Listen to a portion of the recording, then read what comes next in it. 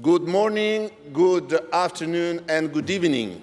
The reason for using those three timing frame is because we are in a total hybrid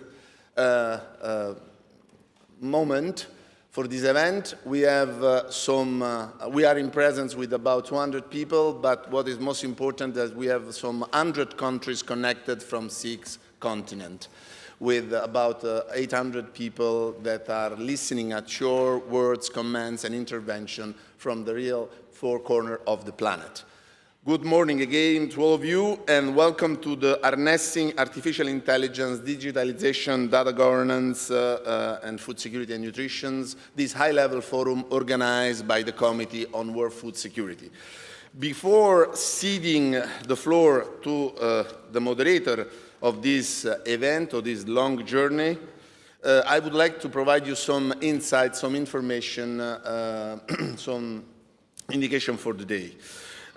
You have the possibility to listen at this event in the language you are more familiar with. So beyond the 6 languages of United Nations, you also have Italian interpretation. The channels will be soon displayed on the screen behind my back and on the different screens you have around in this room. The event will be set up with an introductory panel, an opening ceremony, and 4 panels.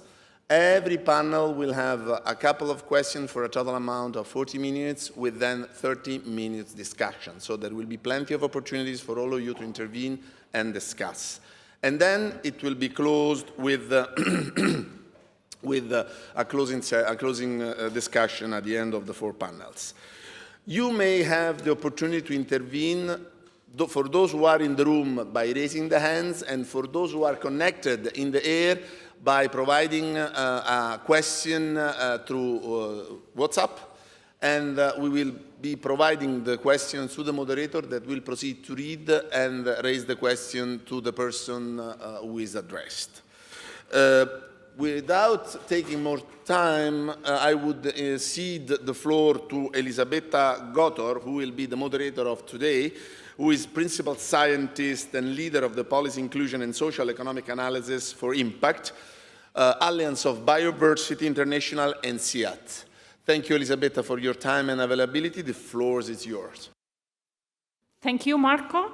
Good morning, everyone, colleagues, ladies and gentlemen, those joining online. Thank you very much for being here.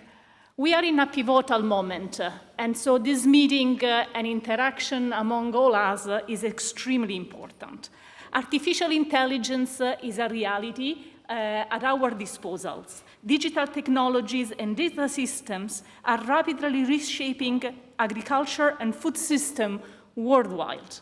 They offer enormous opportunities to strengthen early warning systems, improve productivity and nutrition outcomes, support climate adaptations, enhance resilience, and help us better understand and respond to food security. But are we well equipped to handle this rapid technology advance? These technologies, in fact, are raising fundamental questions about equity, about access governance, accountability and power, about ethics. Are we using artificial intelligence ethically? The choice we make today will shape how these innovations are developed, governed, and deployed in the years ahead. So this is why I think this meeting and this interaction today is key. I don't want to take now too much time, so I would like to welcome our host, Kenn Crossley, Director of Strategic Coordination, Office of the Deputy Executive, and Chief Operation Officer here at WFP. Kenn, the floor is yours. Thank you very much for hosting us and giving us the opportunity for this sharing of knowledge event, very important for us. Over. Well, thank you very much, Madam Moderator, Excellencies, distinguished guests, ladies and gentlemen. Really, it's a pleasure on behalf of the World Food Programme to welcome you here to our auditorium, to the virtual connections online, to have you here today at this important and unique opportunity to discuss artificial intelligence, digital technology, and how that relates to food security. If you allow me, let me just make a couple of quick observations. It's very little to say, it's very difficult to say more than what the chair has just said, but let me try. This is kind of a unique opportunity facing us right now. Many of you have been living it just this morning on your way to the office here. I see you fanning yourself. I see you're warm, you're hot. We have something coming down the road, which is El Nino. El Nino we know is coming. We know it's going to impact every corner of the globe. We know, depending on magnitude and severity, it's going to have tens of millions of people driven further into or newly entering into food insecurity. That's going to happen a year from now. That's going to happen 18 and 24 months from now, the impact of this phenomenon. What's unique about that is that we can get ready for it, to break the cycle of hunger in many parts of the world. We can take emergency preparedness actions for those who will suffer emergencies. We can take anticipatory action. We've already, as WFP, released funds based on predictions to communities that need to prepare their resilience to address the impacts of El Nino. We can work on this with private capital. With the right sort of insurance instruments, we can bring private capital markets to bear on humanitarian and relief and development sustainability problems. The instruments for this response can be through national systems, through civil society and local actors. And what's unique about this, because anticipatory action, emergency preparedness, resilience, breaking the back of hunger, we know that if we do this in advance, we know that we rapidly enable people to respond to emergencies. They have less immediate impact of the crisis. They get back on their feet faster after the crisis. They have sustainable livelihoods. Why am I mentioning that? Well, El Nino is very predictable. We know roughly that it's been going on for centuries. We've got data in clouds all around the world, which helps us understand the phenomenon. We've got modeling capabilities, which help us truly target where to do what kind of anticipatory action in advance. And with AI, the power of that modeling is exponentially greater, which means the number of people we can prevent from falling into food insecurity is millions of people if we leverage this technology well. So there's a unique, very pragmatic opportunity in the next 12, 18, and 24 months to make this not just talk, but to make this real. But let me talk about three caveats. Those choices which I just mentioned, actually preparing to respond, actually issuing funding to implement programs in advance based on a forecast rather than waiting for the phenomenon to actualize. Working with the private sector, working with the community organizations, working with the national systems that need to respond, those are political choices. Those are not technical choices. That takes actual political willingness to interpret, understand, and use the results of analysis that AI, digital, and technology are setting us up with. We're all watching right now, I think many of us who are in the industry watching Fable 5 and Mythos and will it or will it not be shared with foreign nationals. Some of the most powerful capabilities in the world might or might not be available to everybody. They might or might not be usable for these important political choices which could make such a profound impact on the lives of people in need. So there's political choices. Second observation, when I say we can respond in advance, we can advance finance, seeds and tools, and financing of the SMEs that go into food security. We can optimize supply chains. We can optimize value chains. That's not WFP. That's a collective we. There's something unique about AI. The more you train it on a broader pool of data, the better it is and the more useful it is. We are the trainers. If we have this agency training this way, this agency training this way, this agency shielding its data, we lose so much of the power. It's a collective we that has this opportunity together if we choose to leverage it collectively rather than individually. So there's a unique opportunity, it's a political opportunity, it's a collective opportunity. Last point, I promise. Right here in this room, only a week ago, just standing over there, His Holiness Pope Leo was here. And he reminded us that this is fundamentally about people. This is fundamentally human. This is not just whiz-bang technology and fun gadgets, which it is and which is super cool. But unless we actually use this to protect the people who need protection, to put at the heart of why we're doing what we do and how we do it well and how we do it safely so that we don't marginalize, disenfranchise, and neglect, but we put the people at the center, we've not only lost an opportunity, we've actually misused an enormously powerful competence that the world is creating. So it's a political choice, it's a collective choice, and it's a very human choice that faces us in the conversations over the course of today. Thank you. Thank you, Kenn. It's my pleasure now to give the floor to Pieternel Boogaard, Managing Director, Office of the Technical Delivery at IFAD in Rome. Thank you. The floor is yours. Thank you so much, and thank you also for those beautiful words and these messages from WFP. I'm here to talk on behalf of our President, Alvaro Lario. And let me begin by thanking Professor Al-Nabulsi for his leadership as chair of the Committee on World Food Security and for convening this important discussion, and of course also to WFP for hosting this event. Artificial intelligence is already reshaping food systems, changing how information is generated, how risks are analyzed, and how markets function, and how investment decisions are made.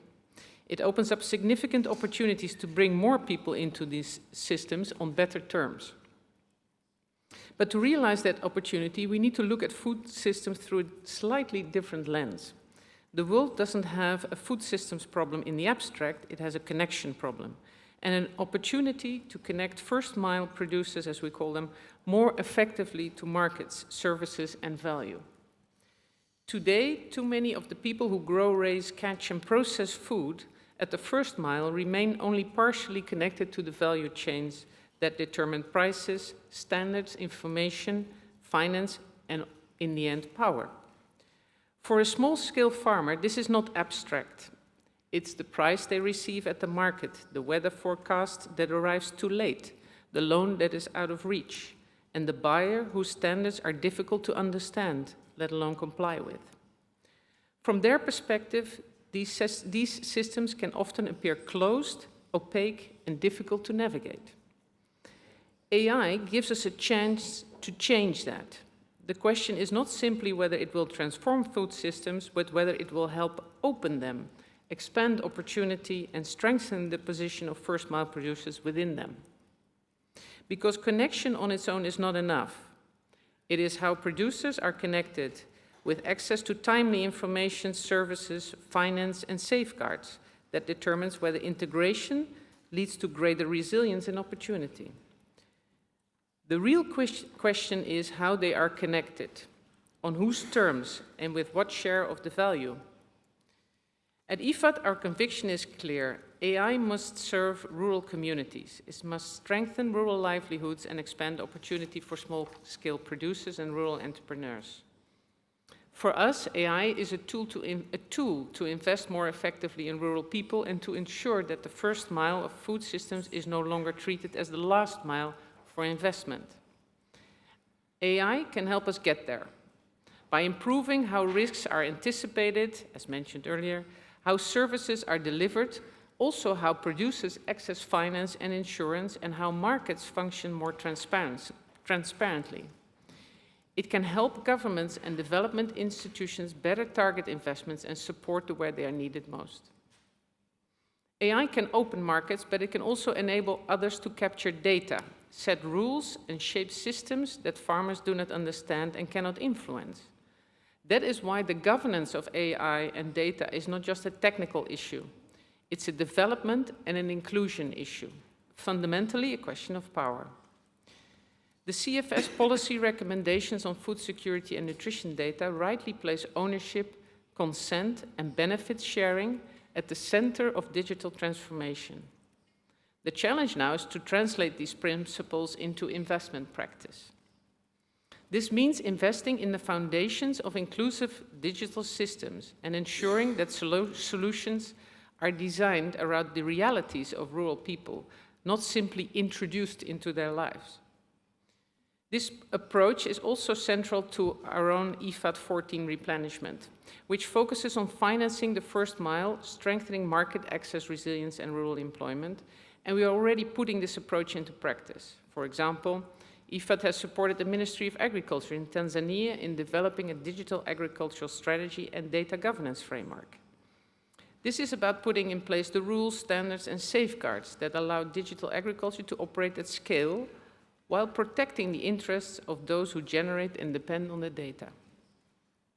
That is where the real potential lies, in inclusive digital ecosystems where small-scale producers can access services, finance, markets on fairer terms, and where data serves public purposes. Excellencies and colleagues, the AI transition must not be something that happens to rural communities. It must happen with them, for them, and through them. And if we get this right, AI can help connect first-mile producers to opportunity on better terms, making food systems more resilient, more transparent, and more inclusive. And it can become not just a technological shift, but an accelerator for food security, nutrition, and inclusive rural prosperity. Thank you so much. Thank you so much for your words. Let's move now on with the high-level opening remark. And it's my pleasure to introduce you Luca De Carlo, Senator and President of the Agricultural Commission of the Italian Senate. Luca, the floor is yours. Thank you. Thank you, and good morning or evening to everyone. I will do my speech in Italian because I'm sure that you will appreciate the fact that this enrichment is very important for meetings like this. Ringrazio per l'invito il Comitato per la Sicurezza Alimentare Mondiale nella persona del Presidente Al-Nassr Abulsi. Saluto le autorità presenti e tutti coloro che sono intervenuti a questo importante incontro. Viviamo una stagione di trasformazione senza precedenti. L'avvento dell'intelligenza artificiale sta ridefinendo processi, mercati e modelli di produzione. Ma non dobbiamo temere l'innovazione, dobbiamo saperla governare. L'intelligenza artificiale non sostituirà il valore umano, la creatività, il gusto e la maestria che hanno fatto grande il Made in Italy. Sono un po' di parte, lo so. Sarà un alleato se sapremo utilizzarla nel rispetto della nostra cultura produttiva. L'azione del governo italiano si pone come obiettivo la sovranità alimentare, intesa come diritto dei popoli a sviluppare e tutelare il proprio modello produttivo e il proprio sistema elettorale e il sistema alimentare. Oggi, alla luce delle guerre e delle turbative geopolitiche, questo concetto emerge in tutta la sua attualità. Le difficoltà negli scambi e nell'approvvigionamento delle materie prime, sia nei paesi industrializzati che in quelli in via di sviluppo, è tornata al centro del dibattito economico e politico globale. In questo ambito l'agroalimentare assume una nuova rilevanza, non solo dal punto di vista economico, ma soprattutto in termini di sicurezza alimentare, con l'obiettivo del governo di assicurare cibo buono, sano e a un prezzo accessibile a tutti. Per questo motivo il governo Meloni si è battuto contro la carne sintetica coltivata in laboratorio, i cibi ultraprocessati e contro i sistemi di etichettatura fuorvianti, vedi il Nutri-Score, o allarmistici come l'Health Warning. Le nuove tecnologie devono contribuire a migliorare l'accesso, la disponibilità, la sostenibilità economica e la qualità degli alimenti, senza lasciare indietro nessuno. L'utilizzo dell'intelligenza artificiale e le nuove tecnologie sono fondamentali per modernizzare il settore agricolo italiano, per differenziare i canali di fornitura delle materie prime e per coinvolgere i giovani in un'attività, quella alimentare, che è alla base di qualsiasi società umana.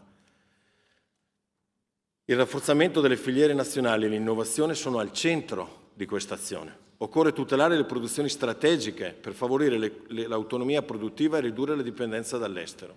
Le nuove tecnologie garantiscono una maggiore produttività attraverso una migliore gestione degli input e delle risorse naturali. L'agricoltura di precisione, la tracciabilità digitale, l'automazione intelligente e l'uso strategico dei dati sono strumenti fondamentali per potenziare il sistema agroalimentare nazionale e rendere le nostre imprese più forti, efficienti e competitive.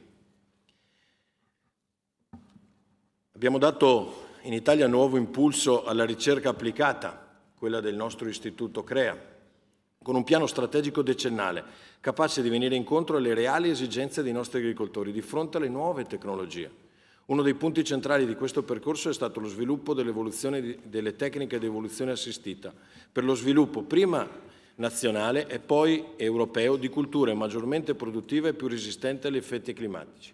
Il cambiamento climatico è oggettivo, è in atto. Dobbiamo dotarci di quegli strumenti che ci consentiranno di continuare a produrre utilizzando nuove tecniche, nuovi strumenti che consentano ai nostri agricoltori di continuare a produrre e a costituire il fondamento di ogni società.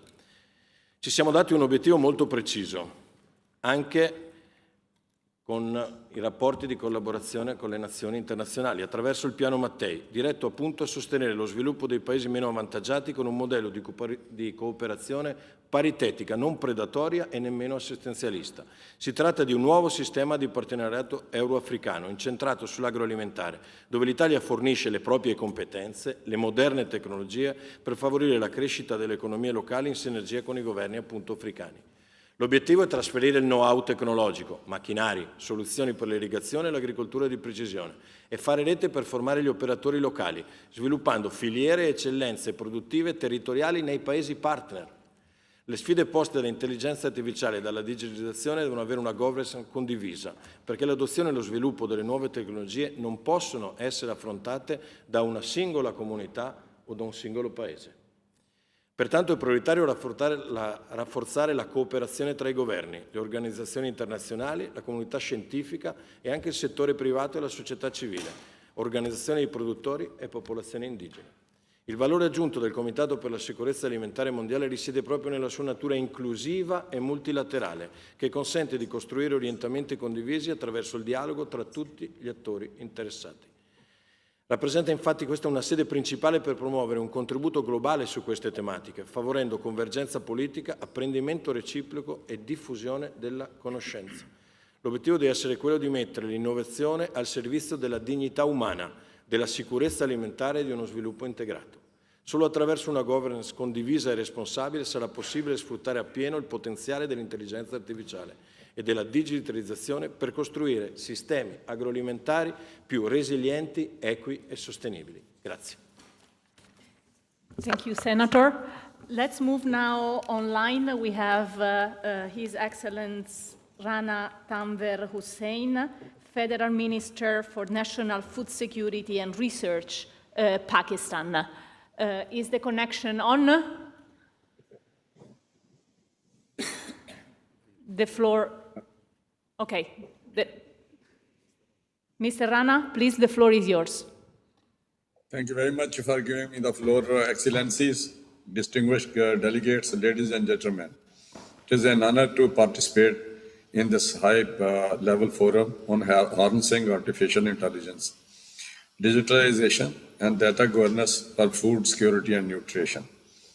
I would like to express my sincere appreciation to the Committee on World Food Security, FAO, WFP, and IFAD, and all partners for organizing this important dialogue at a time when the world is seeking innovative solutions to address growing challenges to food security, nutrition, climate resilience, and sustainable development.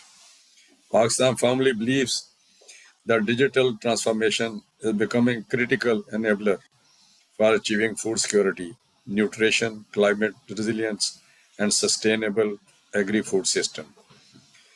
Artificial intelligence, digital technologies, and data-driven decision-making offer unprecedented opportunities to improve agriculture productivity, strengthening food supply chains, enhance risk management, and support evidence-based policy making.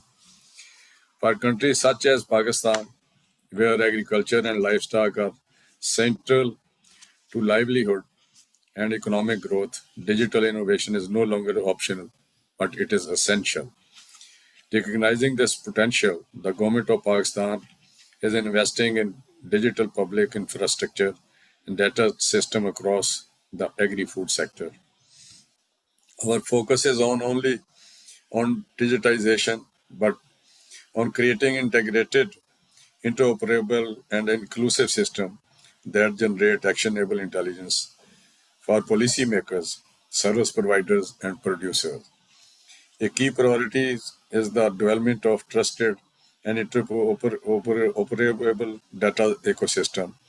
In the livestock sector, FAO has supported the government of Pakistan in establishing the Pakistan Animal Identification and Traceability System, which is laying the foundation for enhanced animal health and management, food safety, market access, and traceability across livestock value chains. Building upon this foundation, FAO and the government are jointly developing a digital animal disease reporting and disease intelligence system that will harmonize disease reporting from provincial to federal levels, facilitate real-time surveillance, improve early warning and response capacities, and support evidence-based decision-making for animal health, zoonotic disease, pandemic preparedness. At the same time, we recognize that technology alone cannot solve our challenges. Effective governance of data and AI is essential. We must ensure data privacy, transparency, accountability, and equitable access to digital technologies. We must also bridge digital divides by investing in infrastructure, connectivity, digital literacy, and institutional capacities. Pakistan is also advancing the use of integrated data platforms to strengthen evidence-based decision making across agri-food system. With the support of FAO, the government has developed the Pakistan Sub-National Food Systems Dashboard, which consolidate key indicators related to food security, nutrition, agriculture, climate, and socio-economic conditions. The dashboard supports policymakers in identifying priorities, targeting interventions, and monitoring progress towards more resilient and sustainable food system at national and sub-national levels.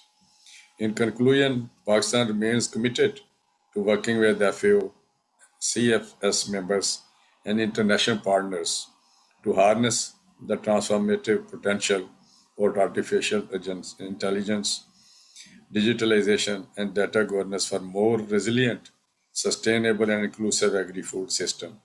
Together, we can ensure that technological innovation serves humanity's collective goal of achieving food security, better nutrition, and a sustainable future for all. Thank you very much.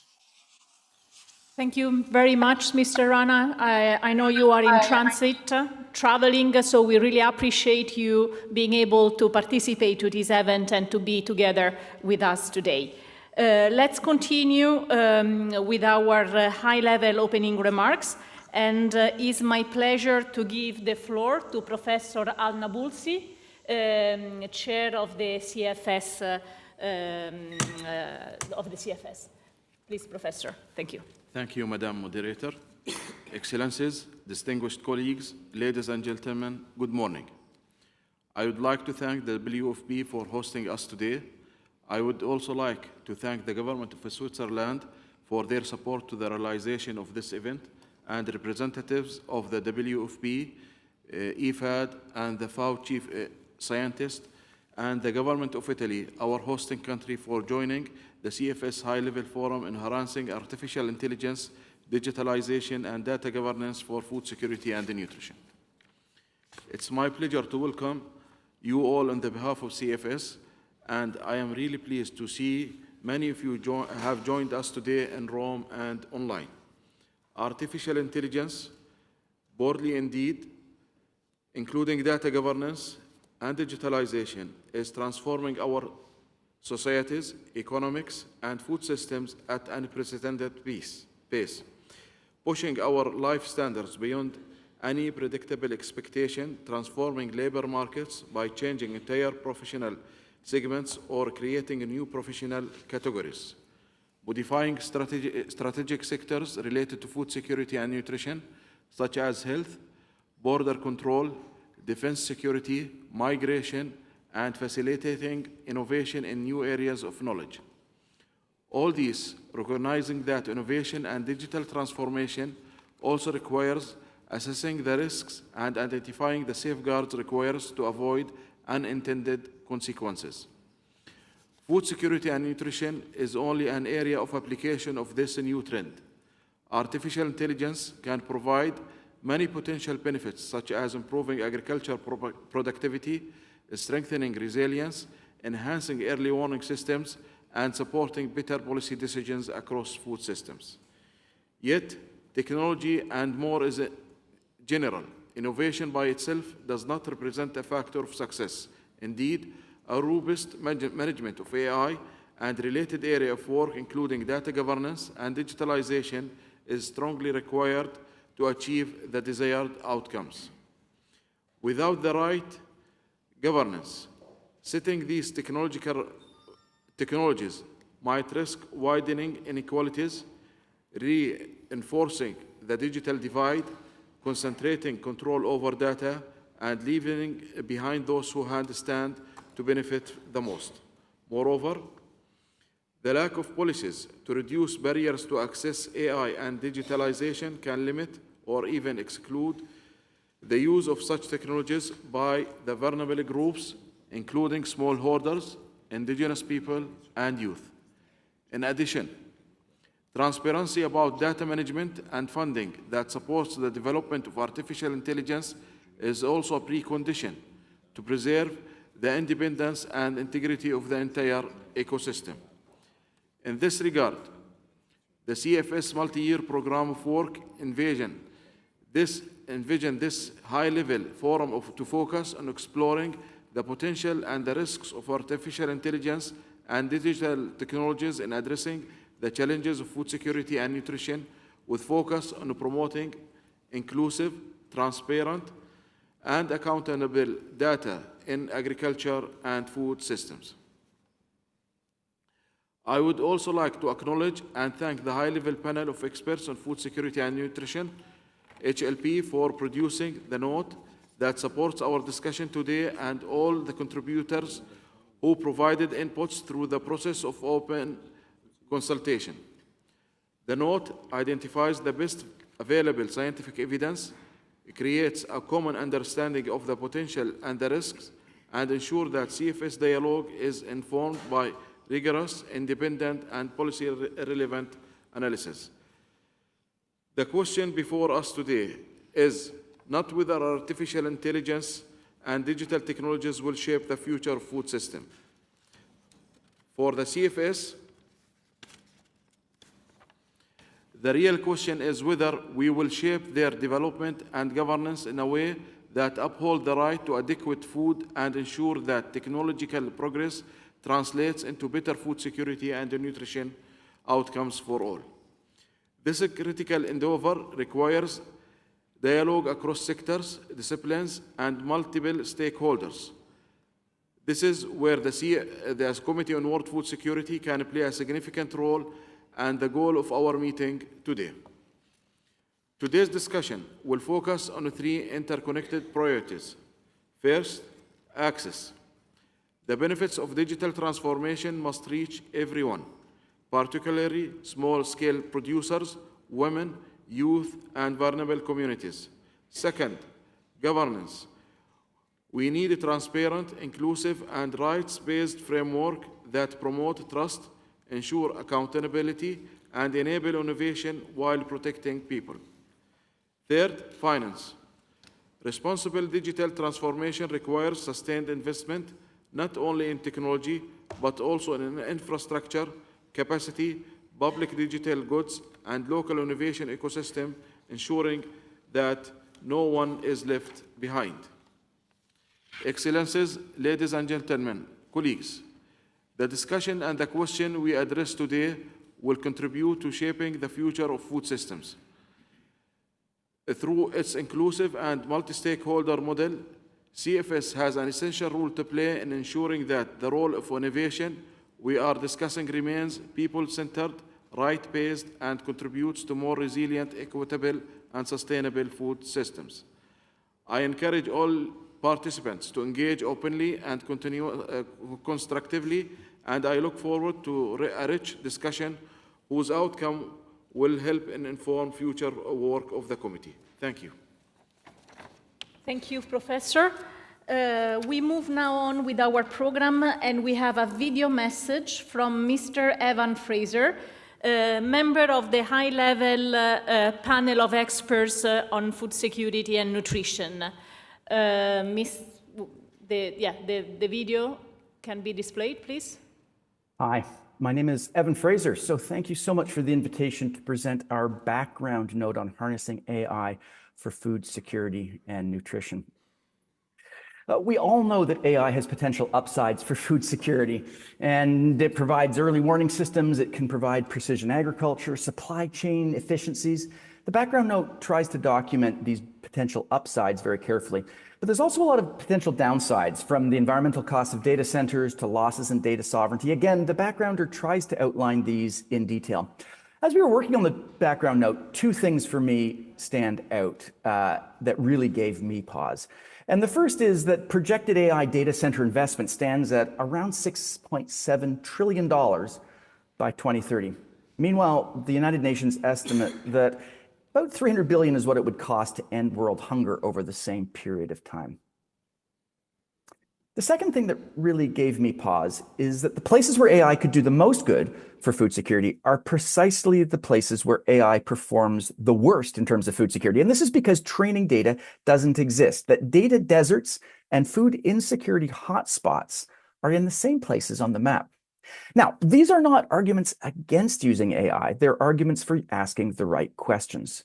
And I believe that the question this forum should be asking is not, how do we adopt AI, but really, what needs to be true for us to realize the benefits and minimize the risks? And I think reframing the question to the what needs to be true question changes everything. It puts data governance, it puts data sovereignty, and it puts measurement ahead of technology selection.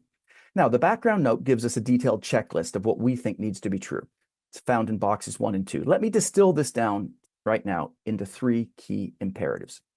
Imperative number 1 is that we have to frame the problem before we select the tool. And the reason for this is very important. Specific purpose AI tools consistently outperform generalist AI tools across a range of applications, including the food system. In other words, AI trained on a regional context is better than AI trained at a global level or on different contexts. So don't procure solutions developed in one part of the world, assuming they'll work in another part of the world.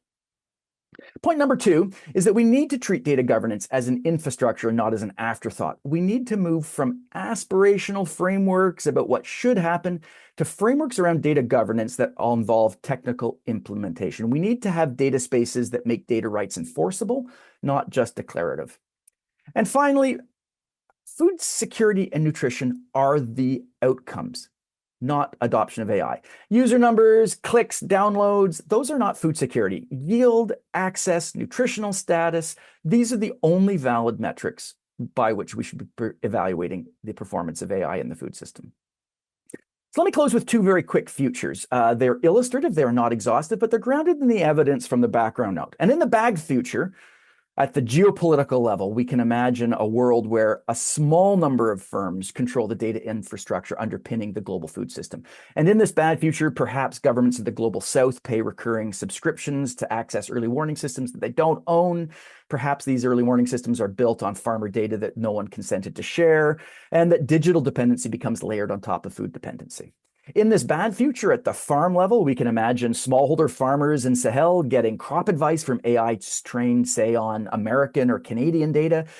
This AI would confidently recommend the wrong inputs, and there would be no appeal process, no extension workers to question it, no accountability. The good future, on the other hand, is possible. At the geopolitical level, we can imagine regional data compacts, such as what's happening in the African Union right now. That would mean that agricultural data gathered in Africa stays under African governance and feeds regionally grounded early warning systems and helps support local capacity building. And at the farm level, in this good future, we could imagine perhaps a smallholder farmer from Bangladesh receiving a pest alert on her phone via SMS. And that comes from a system that her national ministry owns, maintains, and can audit. And the challenge I think that faces all of us, the challenge that faces you folks in this room, is which future we end up with depends on the choices made in rooms like this one. So with that, I'd like to just say thank you. Everything I've said is grounded in that background note the high-level panel of experts for food security and nutrition has prepared. I'd encourage you to read it, use it, push back on it. It was a real privilege to help work on it. And I'd welcome any direct conversations with any of you who would like to go deeper into any of these questions. Thanks again. Thank you very much. We move now with 3 videos of CFS supporters. And actually, I'm very excited because we are going a little bit beyond of the usual suspects here, and we can hear the opinion and the testimonials from supporters that are very important for us. Let me start introducing our first supporter testimonial, Mr. Ibrahim Hassan Mayaki, African Union Special Envoy for Food System and former Prime Minister of Niger. Distinguished friends, it is a pleasure and an honor to address this high-level forum of a Committee on World Food Security on a topic that is considerably affecting the future of food systems worldwide: artificial intelligence, digitalization, and data governance. AI in all its forms, including data and digitalization, is all around us and is spreading rapidly, certainly faster than our capacity to govern it. Limiting possible abuses and content misappropriation. But we cannot slow progress, innovation, creativity. In other words, we cannot stop the future. The world is evolving, society is constantly progressing, and challenges such as climate change, conflicts, and pandemics are equally, if not more, growing, exposing food systems and us all to serious risks. Technology, digitalization, innovation, whether properly managed, may help, but at what price and through what processes? Moreover, we must recognize that AI is not a magic bullet. There are profound limits to its application in transforming food systems. Profound limits. Algorithms cannot replace the deep, localized, traditional knowledge of smallholders, nor can data points fully in capturing the complex living ecosystems of our soils, waters, and shifting climates. Food systems are inherently biological, cultural, and deeply human.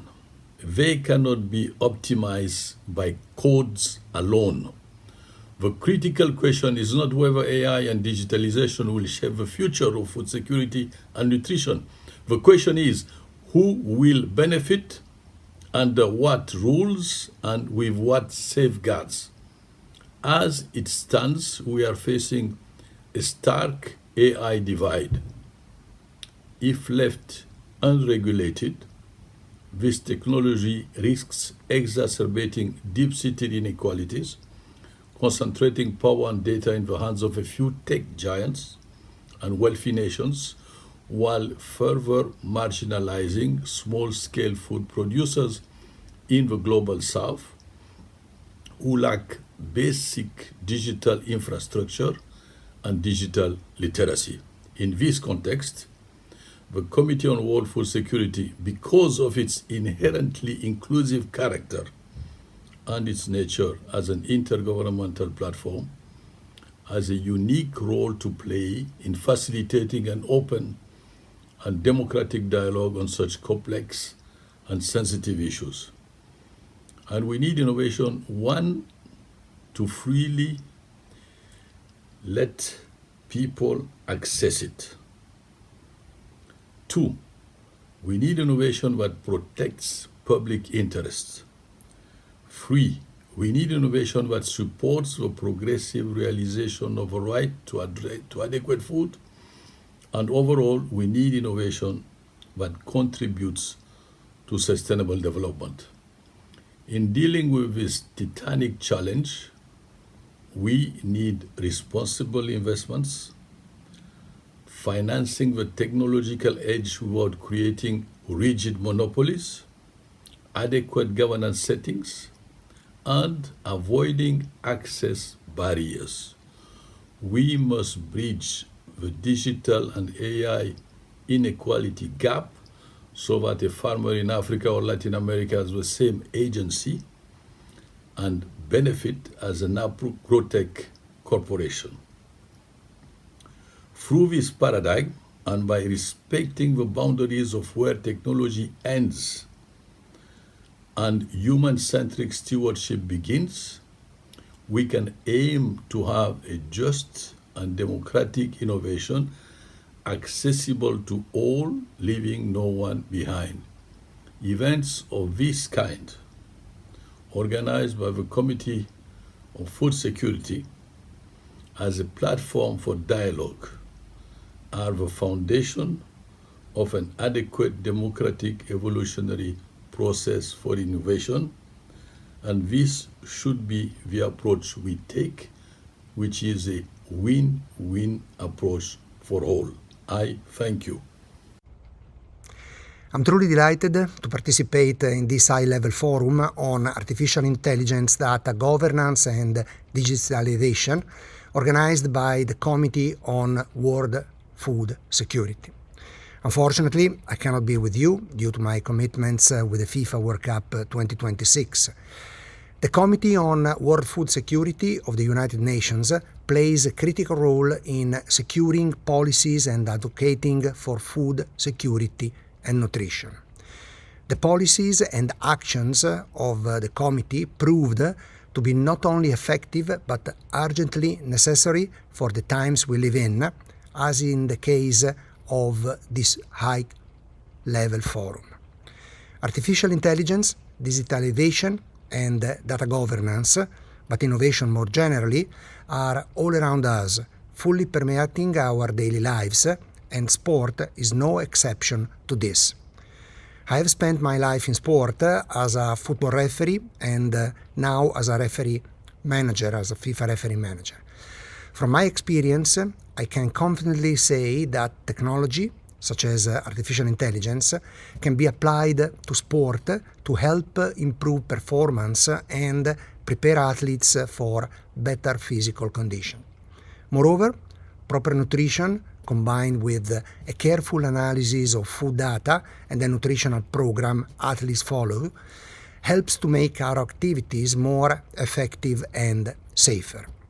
I'm personally convinced that innovation articulated through artificial intelligence, data management, proper governance policies, and strict financial transparency can strongly support development, especially that of vulnerable communities and underdeveloped areas. I'm truly convinced that you are working for the good of the planet, and I wish you all success. Thank you. Sorry, there was a technical problem. Actually, I was very excited to introduce you all Pierluigi Collina. For those of my generations, it was an hero. And so sorry for this, and I'm glad we could all enjoy his perspective. Let me now introduce our last supporter.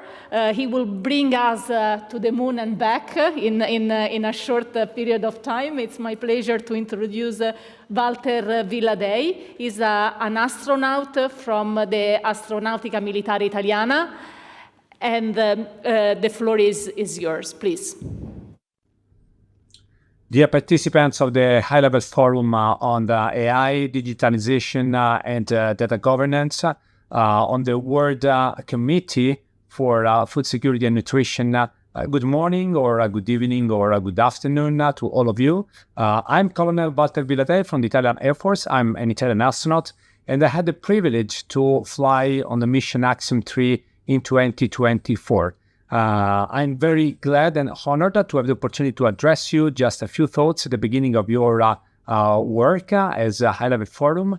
I had the privilege to fly to space, and from that unique perspective, you can really look at the Earth underneath, and you see your Mother Earth with no borders. In all its beauty, it's so amazing to look at Earth in all its variety, the ecosystem, the sunset and the sunrise, the atmosphere, the beauty and the importance of the ecosystem and the environment in which we live. Technology, experimentation, flying and go to space, it's an important step for pushing and improving our knowledge around and about the world and the universe where the planet Earth flies.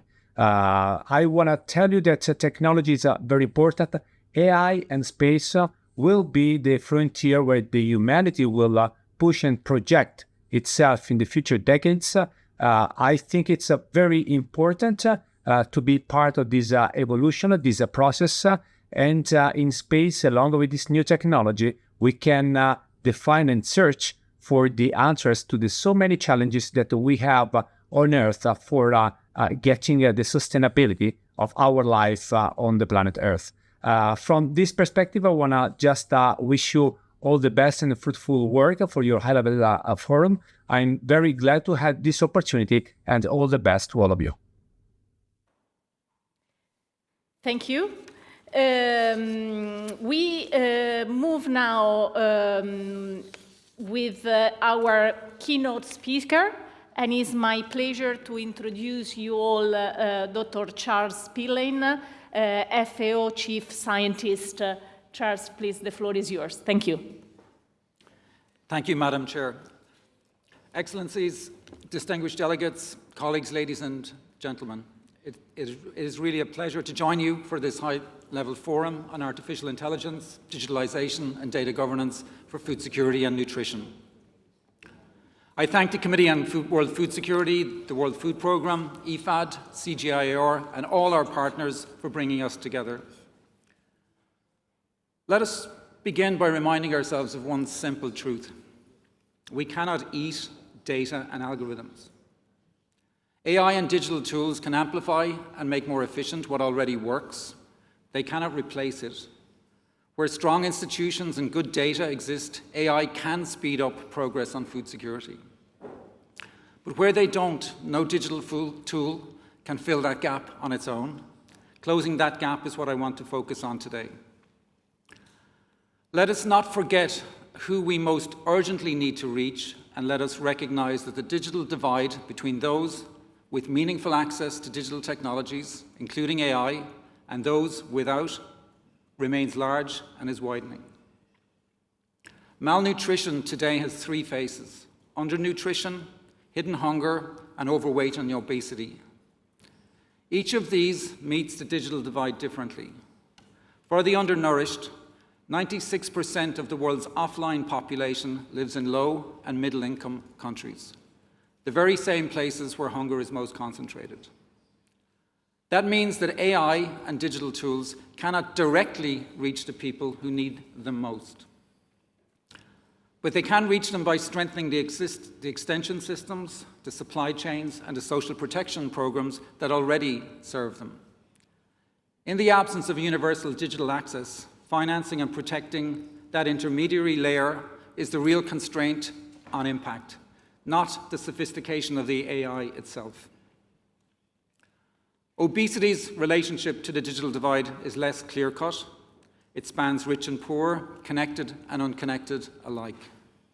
But even where digital access exists, the evidence that digital tools, AI included, can sustain real dietary change remains weak and is often short-lived. Digital access is not the same as digital impact. That brings me to data itself. We hear a lot about data as the new gold and about a gold rush to capture huge quantities of data. But every scientist knows the saying, garbage in, garbage out. Low-quality data is fool's gold. My experience as a scientist over the past decades has been that no amount of analytical alchemy can convert inaccurate, unrepresentative data into the robust evidence needed to support decisions, investments, or policies. There's a real asymmetry here. The data that's most needed to represent smallholder farming systems and the livelihoods of the poor are often weak, outdated, or absent. Not because no digital trace exists, but because the systematic data that matters most, agricultural censuses, household surveys, market monitoring, is missing precisely where food security is most severe.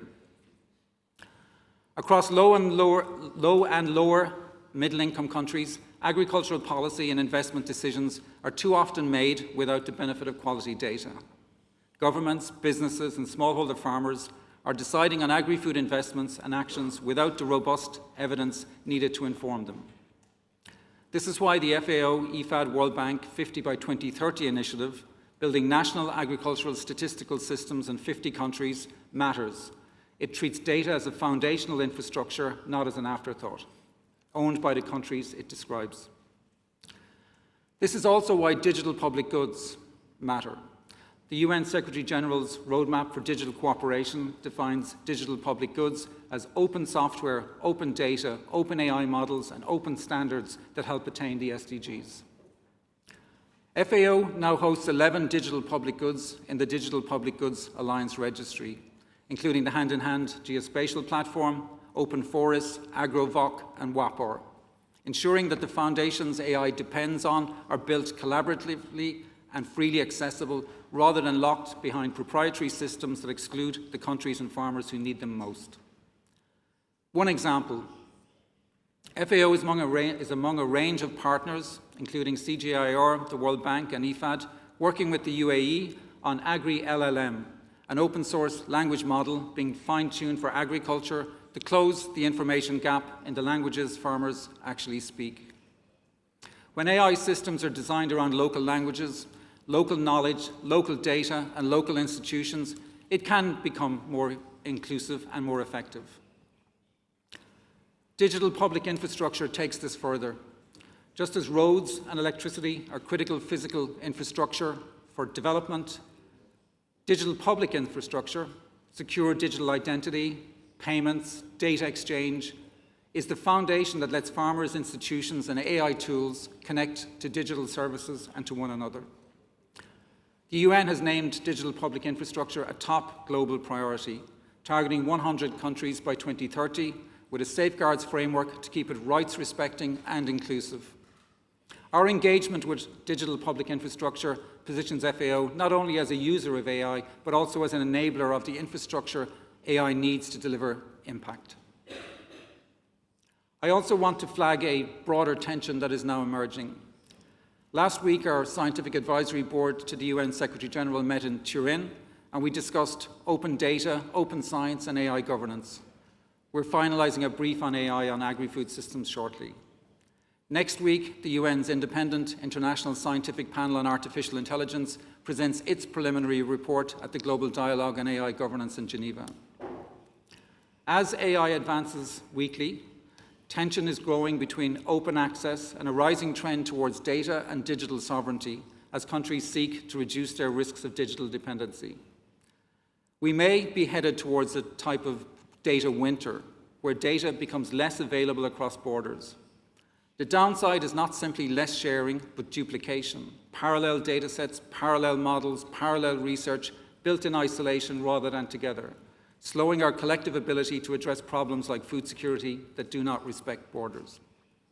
This is rapidly becoming an area that requires multilateral agreement, so the balance between openness and sovereignty can be navigated deliberately rather than left to fragment by default. The SDGs remind us that there are trade-offs and co-benefits to navigate in any agri-food systems transformation. This is also true of the environmental footprint of the data centers needed for the AI expansion that is ahead. Data centers will compete with other uses for energy and for water. The infrastructure behind AI does not come free. By 2030, the data centers powering AI are projected to consume nearly 945 terawatt-hours of electricity each year. That's more than Japan's entire current annual electricity use. Those data centers will also have a water footprint equal to the basic annual domestic water needs of the 1.3 billion people living in sub-Saharan Africa. 1 week ago at London Climate Action Week, the UN Secretary General called on every major AI company to disclose their full carbon, water and land footprint of their systems and to commit to powering all data centers with renewable energy by 2030. Yet, agriculture remains by far the largest user of the world's fresh water, accounting for roughly 70% of global freshwater withdrawals, about 3,000 cubic kilometres a year, according to FAO's Aquastat data. Two things need to happen if SDG 6's water use efficiency target is to be met without undermining food security. Smallholder farmers, especially in regions like sub-Saharan Africa, where irrigated land remains scarce, need far greater access to irrigation for both productivity and climate resilience. But expanding irrigation also increases pressure on already water-limited resources. This must also go hand in hand with continually improving the water use efficiency of irrigation systems. Here, AI and digital tools become genuinely critical, not optional. Precision irrigation, real-time soil moisture monitoring, and AI-guided water scheduling are among the most promising tools we have to deliver those efficiency gains. Less than 1% of improvement in irrigation water use efficiency, achieved without rebound effects that expanded irrigation or water use, would be enough to fully offset the entire global water footprint of the world's AI data centers. AI need not be water neutral on its own terms. If investments in AI and digital systems could focus on making irrigation a fraction more efficient, there is a real potential for a win-win for food security. The question is not whether AI and digital tools will use water and energy. They will. The question is whether we direct that technology to give back more than it takes, making irrigation precise enough and water management smart enough, and that the efficiencies gained in our fields outweighs what is consumed in our data centers. That is what a genuine win-win can look like for food security, for farmers, and for the freshwater resources we in our agri-food systems all depend upon. Looking ahead, there is value in strengthening international cooperation around digital inclusion, better evidence, practical experience, and inclusion disaggregated indicators to understand who benefits, who is left behind, and how AI can contribute to a more equitable transformation of our agri-food systems. If we invest in quality data that accurately represents the world's agri-food systems, if we strengthen the institutions and infrastructure that carries AI benefits to those who need them most, and if we hold those technologies to the same evidence and impact standards we hold our science, then AI can become one of the most powerful tools we have for food security and sustainable development on this planet. Thank you. Thank you. Thank you, Charles. Let's move now on with our first panel on understanding the use of data. Sorry. Let me thank, I got the anxiety of that we are behind on the agenda. Let me thank our panel, those online and here in presence. Thank you very much. Let's move now with our panel on understanding the use of data, digital technology, and artificial intelligence for food security and nutrition. Artificial intelligence and digital technology are rapidly transforming food system, from how data is generated to how decisions are made. But who benefits, who is left out, and who governs these systems remain unopened questions. Together today, we will look at what is changing and what it will take to ensure these tools serve food security, nutrition, and the broader public good. Our first panel explores how artificial intelligence, digital technologies, and data are already shaping food security and nutrition. We will examine where progress is encouraging and where inclusion requires greater attention. Okay, sorry, I lost this. Should change the place, I think. Okay, so that's an out of plan. So I'm inviting here the panel. Actually, I was about to call the panel.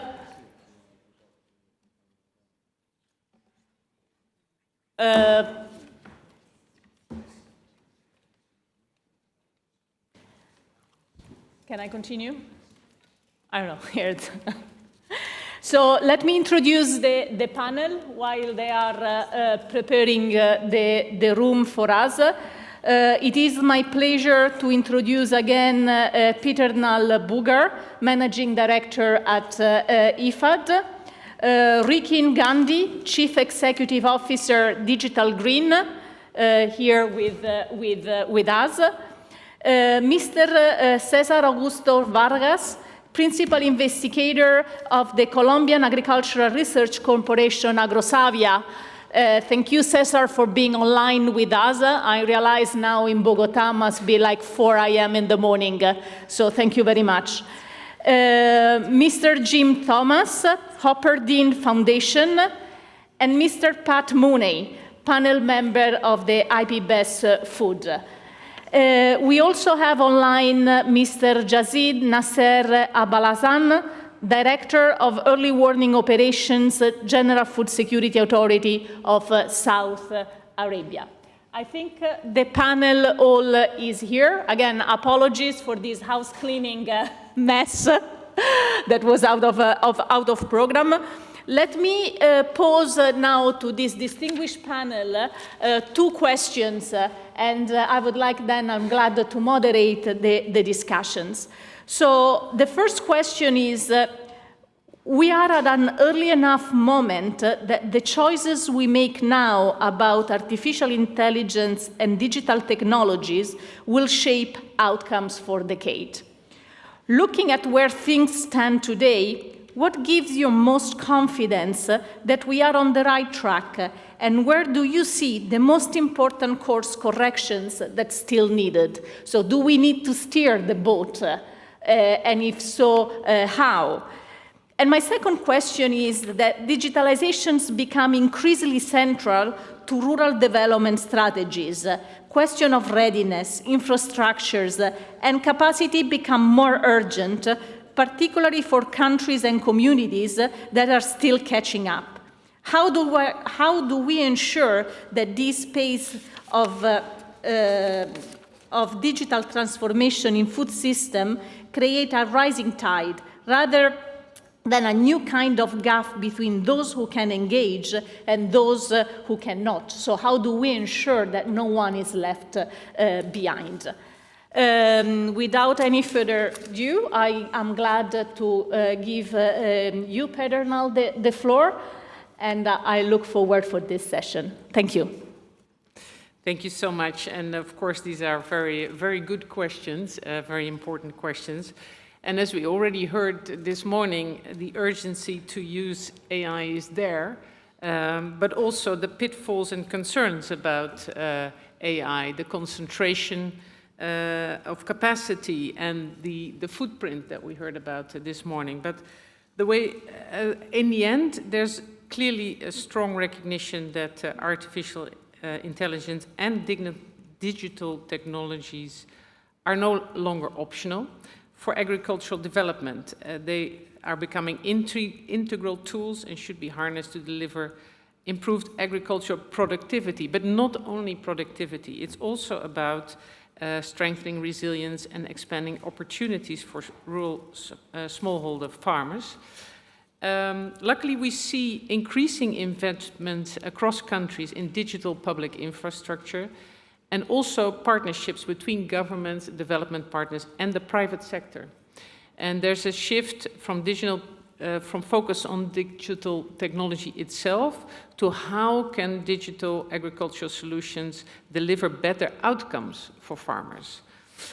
So in the end, we are positive confidence that we have confidence that we're on the right track to answer that question. Of course, there's some course corrections still needed, as I mentioned already earlier.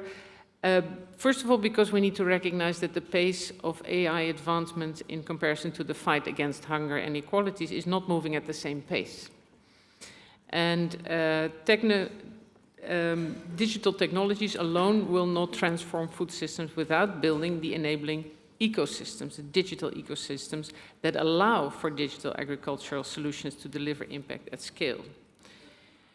And despite considerable progress made, persistent digital divides, fragmented ecosystems, and limited institutional capacities continue to constrain the impact of digital agricultural transformation. The challenge is not the availability of data itself, but the ability to govern, integrate, and use it effectively. Unlocking the full value of digital agriculture therefore requires stronger institutions, trusted systems, and enhanced interoperability. That's a very difficult word, interoperability. But from our perspective, we see increasing evidence that AI, when combined with reliable data and digital services, can help smallholder farmers make informed decisions, improve access to markets and financial services, better manage climate risks, and strengthen food security. We are supporting countries to establish the foundations for sustainable digital transformation by strengthening their digital public infrastructure, promoting interoperable farmer registries, improving data governance, and supporting country-led digital ecosystems. I already mentioned this morning, on behalf of the President, the example in Tanzania, where we are implementing together with FAO and UNCDF the development of a national data governance framework that will strengthen data integration and interoperability across the Ministry of Agriculture and relevant institutions. Similar efforts in Rwanda and Nigeria are supporting the establishment of digital farmer registries as part of digital public infrastructure, creating the foundations for more inclusive and scalable digital services. On the second question that you asked, how do we reduce the gap, basically? First of all, countries need to invest themselves, first of all. And this is, of course, where organizations like ourselves can play a role. We provide concessional loans mainly, especially to the countries that need to invest. Invest in digital public infrastructure, connectivity, the basics, digital farmer registries, systems that are essential to ensure that services can be delivered at scale and actually reach those who need them most. The adaptation of digital technologies naturally depends on the levels of digital literacy as well.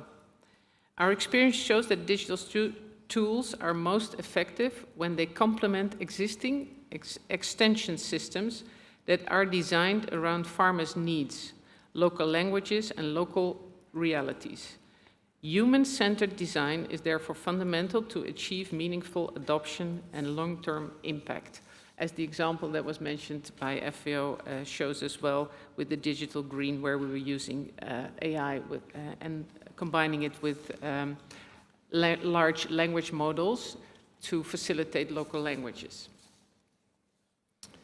Also in Bangladesh, IFAD, we supported a flash flood early warning system that leverages the application of artificial intelligence and machine learning models for climate resilience and disaster risk management with real-time environmental monitoring to improve the prediction of flash floods and flood inundation. This demonstrates how AI-enabled predictive analytics can strengthen climate adaptation and action for vulnerable rural communities. If we look ahead, the pace of digital transformation should be measured not only by the speed of technological innovation, but by the extent to which it expands opportunities for those who have traditionally been left behind. This will require more investments, strong country ownerships, and long-term partnerships that strengthen national digital ecosystems rather than isolated digital solutions. By investing in inclusive, trusted, and interoperable digital ecosystems, we can ensure that digital transformation becomes a driver of greater resilience, improved food security, and more equitable rural development. Thank you so much. Thank you very much. I suggest just let's continue following the row. Mr. Pat Mooney, I'm honored to... I thought, yeah, to follow, but if you want, we can, yeah.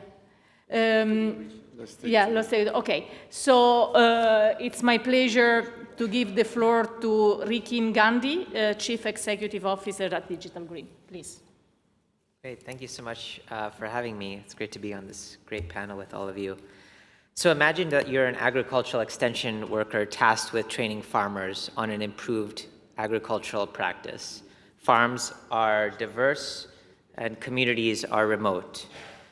Even in places like India with more than 200,000 extension agents, less than 6% of farmers report getting information from an ag extension worker. And that challenge is compounded in other places with way lower ratios of extension agents to farmers. We started on using videos produced by and for farmers to improve the efficiency of agricultural extension programs with ministries of agriculture across South Asia and Sub-Saharan Africa. And what was interesting was the first questions that people would ask was not about the economics of a practice, but rather what's the name of the person in the video and which village was he or she from. Because if they could see a role model within their peer community, they could be motivated to perhaps try a new practice for themselves. We scaled this approach with these government organizations, and then COVID happened. And as COVID took place, these in-person training programs for farmers had to be curtailed, and many more farmers came online. And we saw about 100 million people watching our local language videos, 10,000 of them in 40 different languages, featuring local farmers, watching them on platforms like YouTube. And it was around the same time that the generative AI moment took place with GPT-3 and ChatGPT, that we saw for the first time that we could think about flipping the paradigm of agricultural extension, which for long has been very top-down in nature, from research to extension to farmers. And sometimes where those messages, even with our videos, would fall flat because perhaps the farmers didn't even grow the commodity or didn't have the labor to take these practices forward. Now, as exciting as generative AI is, of course, as others have said, it still has its challenges, right? These farmers, what we're seeing, are able to ask their own questions in multimodal local language, voice, photo, or text formats. However, generative AI often is just trying to ace math exams and such, but that's not what these farmers are looking for. They're not looking for generic ChatGPT or Wikipedia types of answers. They're looking for location and season-specific information. And in fact, data does not exist for a lot of the livestock systems that these farmers are operating in, or the types of agroecologies, especially in this very dynamic world that we're in, where there's massive changes with El Nino effect currently taking place in South Asia and East Africa, the fertilizer crisis that nobody could have predicted that is making it really hard for farmers to get access to inputs right at this critical period of time as the rains are about to start, or hopefully will start.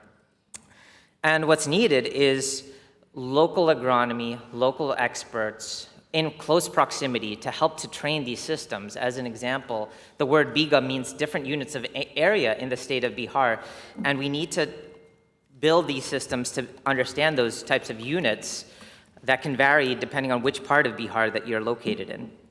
And we need local evaluations, local reinforcement learning of these systems to tune not these frontier models that can be so consumptive of energy and water, but smaller models that can often be better equipped to support the specific needs of these local communities and that can build greater trust.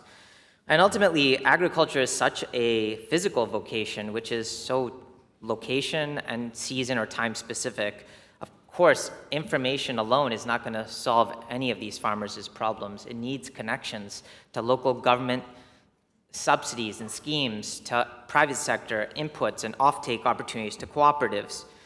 And we need to make sure that there's not lock-in to individual corporate enterprises that could exploit these farmers' data. We need to have governance mechanisms, because open source often means that the data goes into the ether, that goes into the larger models. And if we want to protect these farmers' interests, we actually need to create governance around it and not just put it as a public good.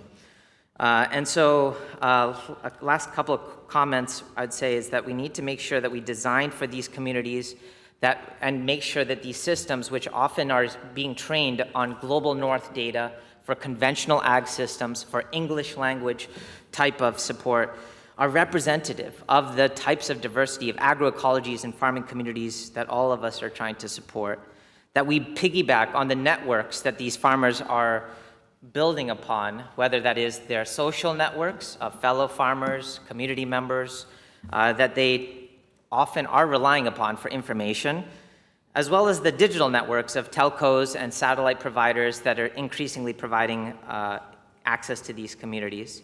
And then having mechanisms to measure who is being left out, especially women farmers who are increasingly doing the lion's share of work, and urgently moving, because if we don't move fast, then these proprietary systems already are being used around the world. 30% of farmers in Kenya use Google, YouTube types of products for their agricultural advice, perhaps to suboptimal outcomes. And we need to make sure that concentration of power and risk doesn't accrue to a couple of organizations, but is something that is inclusive of these communities that they can build by and for themselves so that they can take their one small step toward improving their lives and those around them.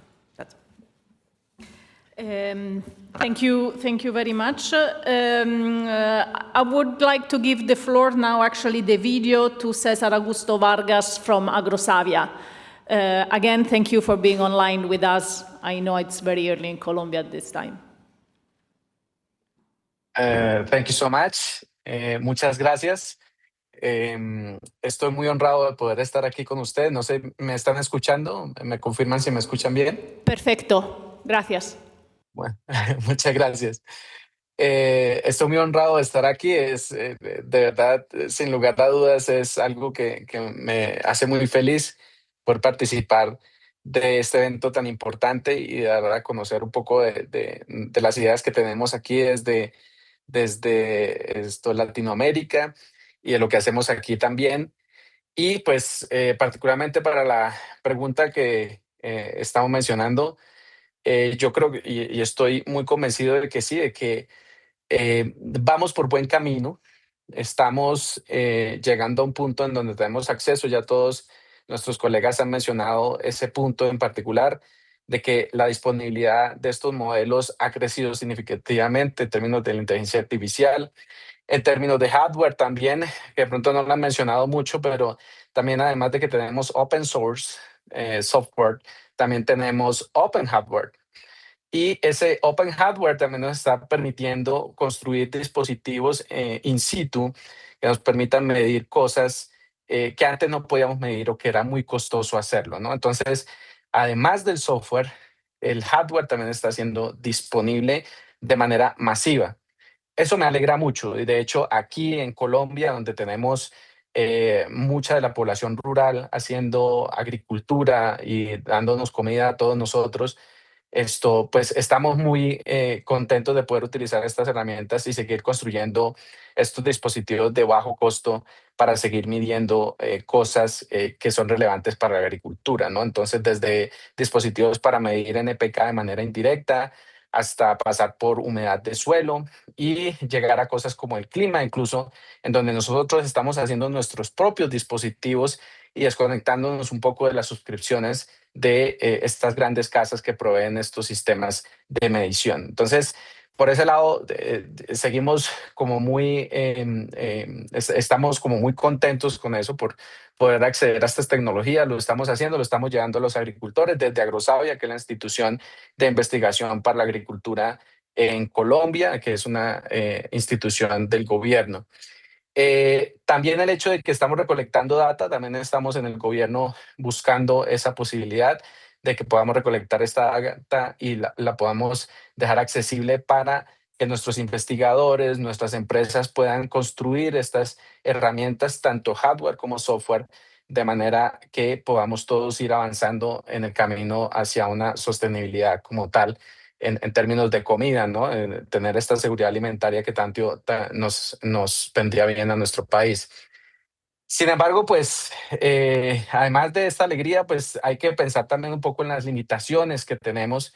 Y una de esas limitaciones es el hecho de que tenemos muchas fuentes de información, grandes cantidades de información. Estamos midiendo muchísimas variables y inevitablemente estamos dirigiéndonos hacia lo que se conoce como the curse of dimensionality, ¿no? Esta maldición de la dimensionalidad, donde tenemos muchas variables, muchos datos y poder sacar decisiones informadas a partir de todos estos datos, pues puede llegar a ser muy problemático, ¿cierto?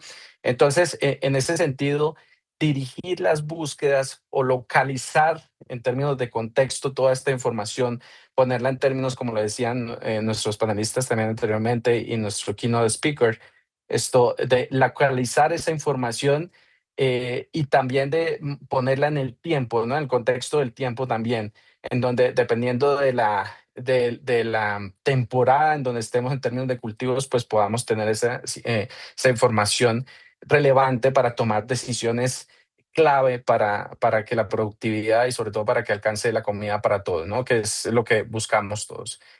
Esto, pues sin duda requiere que nosotros tengamos esa gobernabilidad sobre los datos, ¿no? Que nosotros como pequeños países, como estas personas que no tienen acceso a veces a toda esta tecnología, podamos construir entre todos estas bases de conocimiento que van a poder ser utilizadas para construir nuestros modelos. Y allí es donde estamos, incluso desde Agrosavia también estamos tratando de recolectar esta información y siempre dejarla disponible para todos, para que todos podamos seguir construyendo en conjunto. Y por eso, de alguna forma, desde hace muchos años estamos construyendo inteligencia artificial clásica y de punta para poder proveer soluciones a nuestros agricultores también. Y pues también, digamos, comparto esa preocupación de que nuestros sistemas no sean sostenibles, ¿no? De que necesitamos muchos recursos para mantenerlos viables, ¿no? Para poder recolectar esta información, para poder procesarla, para generar todos estos modelos. Pues el hecho de que estamos consumiendo esos recursos nos hace pensar cómo podemos hacer digamos, estos modelos más pequeños, de pronto más puntuales hacia la solución de ciertos problemas específicos. Pues yo creo que es muy importante que pensemos no solo en estos modelos generales, sino que también pensemos en modelos incluso matemáticos y computacionales que sirven en contextos muy específicos y que dan unas respuestas acertadas sin necesidad de consumir muchos recursos computacionales o recursos ambientales. Incluso llegar a estos híbridos, en donde aquí en Agrosavia intentamos también construir estos modelos basados en física, en donde combinan la parte de inteligencia artificial clásica, de punta, pero también limitadas o cumpliendo con reglas que ya conocemos desde la matemática, las físicas y otras áreas del conocimiento, todas embebidas en el mismo modelo. Eso reduce el consumo incluso de energía, pues porque estos modelos se vuelven mucho más pequeños y las operaciones son mucho más sencillas e incluso, ¿por qué no llevarlos a dispositivos de frontera que en algún momento vamos a hablar en la segunda pregunta, ¿no? Pero en resumen, yo creo que vamos muy bien, pero no podríamos o no debemos bajar la guardia y seguir insistiendo en todas estas alternativas para reducción de estas tecnologías para que lleguen a los más necesitados y a los que todavía no les ha llegado este conocimiento. Muchas gracias, César. Let's continue now with Mr. Jim Thomas, Hopper Dean Foundation. The floor is yours. Thank you. Thank you very much, Elisabetta and colleagues and excellencies. I really appreciate the opportunity to answer what I think is an incredibly good question. Because the question that you ask actually takes note of the fact that we're learning all the time, and that we can't just be locked into directions that were set before. We have to look at where we are now with the state of artificial intelligence, digital tools, and so forth, and reconsider and course correct on that basis. I have to say I was somewhat surprised by the title of this forum, Harnessing AI and Digitalization and Data Governance for Food Security and Nutrition. I felt that the concept of just simply harnessing seemed like the wrong place to start. And then I sort of felt to me that two words had been mixed up. It should have been governing AI and digitalization and data harnessing for food security and nutrition. Maybe those two words got mixed up. And then, of course, realized that this came from the MyPow in 2023, when we were in a very different moment about what we understood, particularly about artificial intelligence.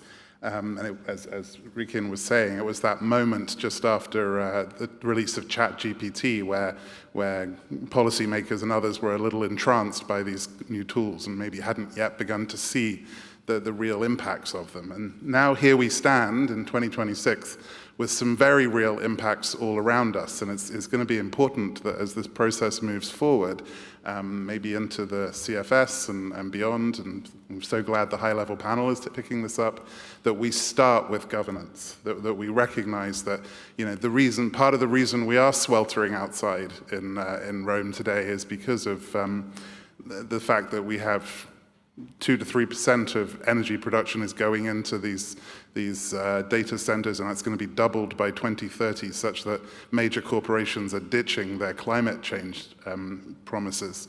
It is that we stand at a time when this build out of the AI infrastructure is now having very real effects, and we heard about the 1.3 billion people.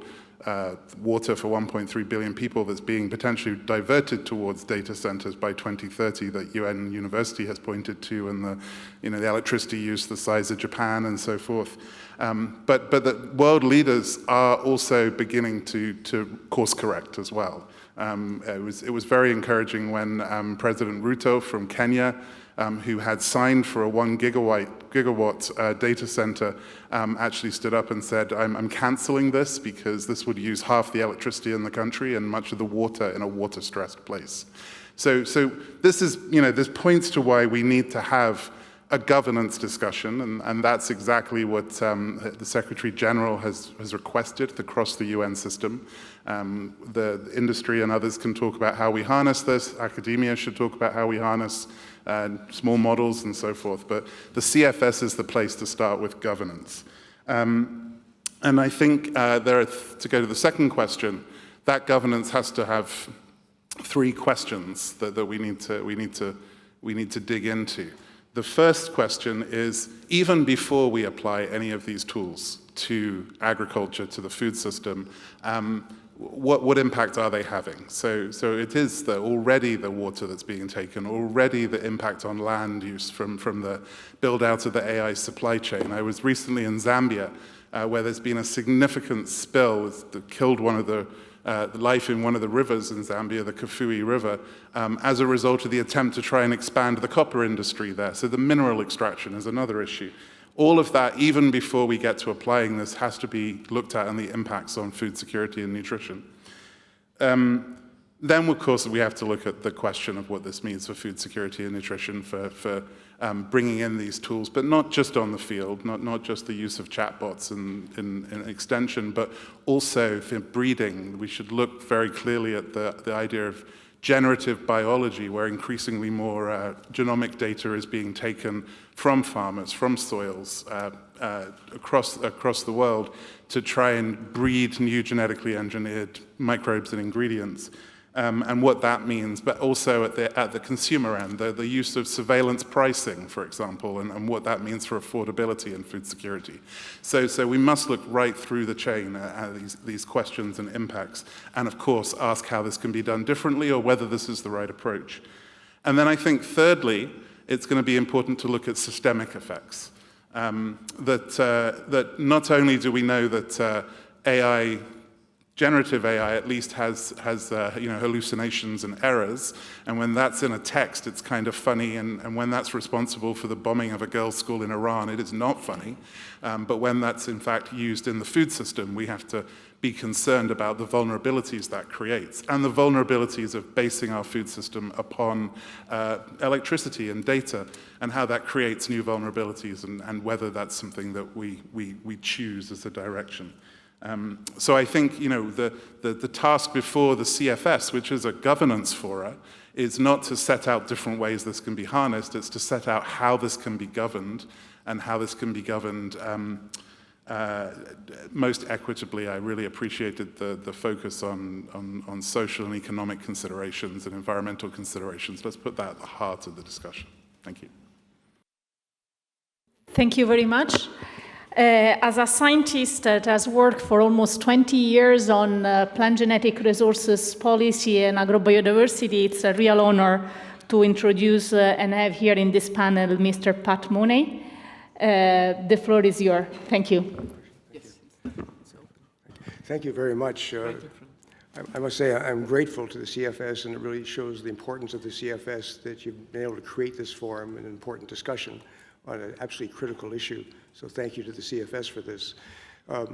I have no confidence that it's possible we're able to harness this system in the way that we should. But I do have some hope, and the hope comes from some of the comments I've heard here this morning. I am encouraged by and a bit hopeful by the comments from this Chief Scientific Officer from FAO, showing that the work that's being carried out at the UN level to try to address the issue of governance in this issue. And I'm hopeful. I'm not confident, but I'm hopeful. And I also hope that this really plays through for FAO. FAO is the normative body in the UN system for food to deal with the issues around governance. And that's got to be done, and it's urgent. It's late, as we always are, but it's still there's an opportunity to do that, and I hope that FAO will take on its responsibilities around the normative function and advised by the CFS and the work of the CFS. I'm also appreciative, at least, of the statement from the World Food Programme earlier, that the recognizing that this is a political issue, that the decisions around who owns and who controls is political. And back to the title of this symposium, are harnessing I kind of agree with what Jim Thomas said, that I'm not sure who's being harnessed or who's harnessing who in this. If that's not been resolved yet, and we hopefully have time now to still sort out who's in charge of this and what the role of governance is. It's impossible now, looking at how rapidly this world is changing, how rapidly the technology is changing, how dangerous that is, not to really say that we don't just need good governance at this moment, we really need to create a moratorium of the build-out of the infrastructure. Not the research necessarily, but the build-out of the infrastructure, so that we can assess what is happening, who is harnessing who, what is going to happen with this system. I think that's urgent, and the UN has done this in the past with different technologies, even in the Biodiversity Convention. And I think it's an important pause for governments to take some time to really make sense out of all this and to consult with the right people. And that comes back to the nature of the technologies themselves and how technologies are introduced into society. History shows that every new technology over the last 200 years, at least, that's been introduced into societies has widened the gap between the rich and the poor. The rich get richer, the poor don't stay the same, they get poorer. And that poverty, impoverishment, lasts often for 2 or 3 generations. There's been no exception to that in the last couple of 100 years with any major technology. And I don't know it's going to change even with the rapidity of AI. That doesn't change now. And so the other basic law, I think, of the introduction of new technologies is that the technology doesn't actually have to work initially for it to be profitable. And so we can actually have massive debt in the development of new technologies, massive risk involvement in the development of technology. It can even be a kind of a sloppy technology and not even the best technology to be used, but for different market reasons, different political reasons, to go back to the World Food Programme's comment, for those reasons, suddenly we find ourselves in a situation where the not good technology is being delivered in a not great way, and us trying to sort out those problems in the decades afterwards. And that's definitely the situation we're faced with artificial intelligence. But in this particular situation, it's more dangerous than in the past, because we're dealing with a hugely powerful technology where all the systems of controls are changing at the same time. We have conventional agribusinesses that are throughout the industrial food chain that are all trying to find their place as the linkages in the parts of the chain become unclear. And in order to pay for artificial intelligence and in order to gain control of parts of the system, they must de-link the chain in some ways or bring parts of the chain together. So we're seeing that part of the system now restructuring itself in traditional industrial agribusiness.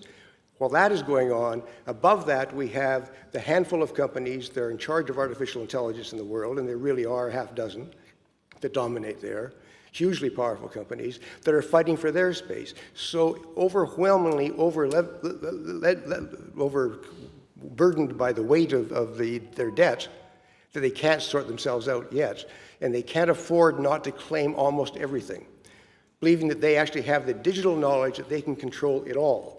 And for them, food or agriculture or biocommodities is the preferred term, is simply something that they can play with, something they can work with, and they can't afford to lose control of as an important part of the global economy. So they will interfere in all of that at the same time. So we have these levels of moving machinations in the corporate world, trying to make sense out of their various roles, at the same time as we have the world's most powerful new technology coming on. And the chances of that working out well for the poor are close to zero, unless we put in place some kind of a system of governance led by FAO and supported by the CFS wider dialogue and in the UN system that lets us step back, have the moratorium to sort out where we go from here and make sure that we can make the right kinds of decisions. I think the danger is huge. I'm a little bit alarmed, I must say, in the case of the World Food Program, to have learned in the last couple of days that arrangements being made or is being discussed now or has already been completed between the World Food Program and Palantir, the world's most notorious, frankly, the AI security company, which is working with autocratic regimes around the world that most of us are terrified by, to provide information services. That's politics, and it's not confidence building. It's not the way we create new strict structures. It's not the way that United Nations institutions work with civil society and work with farmers. So those things leave me with alarm. And I have to I'll end and say that I mean, I'm blind. I'm the poster child for artificial intelligence. I'd hoped to come here with AI glasses, which I ordered, but Amazon didn't deliver them on time. So I could navigate my way through the streets of Rome safely, because they'll tell me what I'm about to bump into. Didn't work out in timing, but I'll get them. I need those things. I've lived off of the new technologies all of my life, with my blindness. So I welcome these kinds of changes, and I know they'll have all kinds of benefits in all kinds of places if we get the governance right. And I don't have any confidence at this stage still that we will get the governance right, but I continue to have hope. Thank you.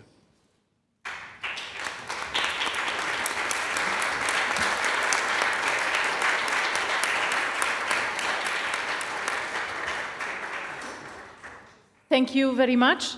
Let's move with our last panelist, Mr. Yasser Nasser Abalassan, Director of Early Warnings Operations, General Food Security Authority in Saudi Arabia.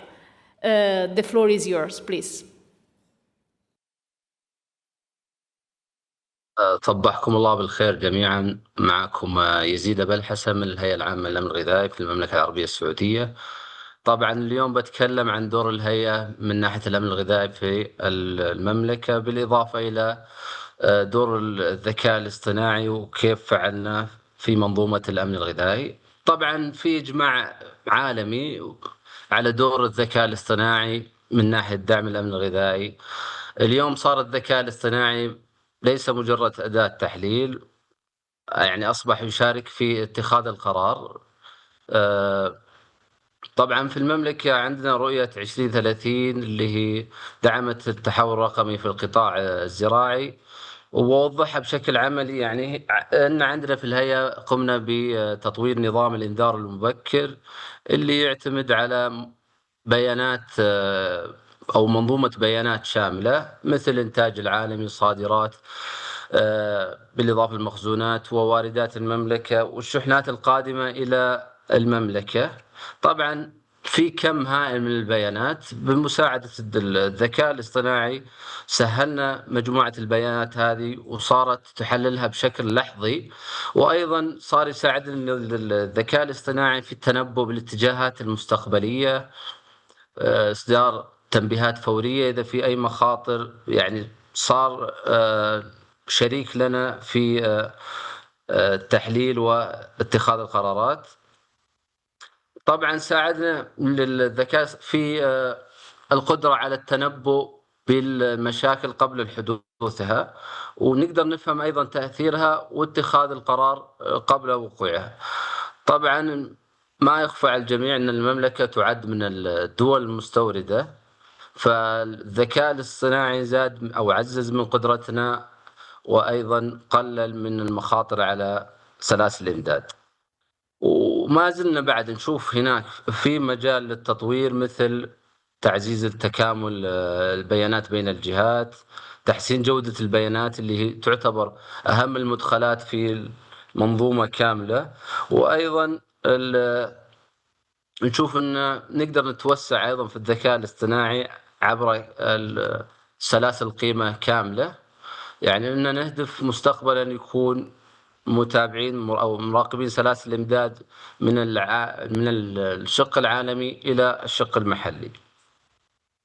اللي في الختام يعني بذكر أن الآن الذكاء الاصطناعي لم يعد مجرد أداة، صار شريك في صنع القرار.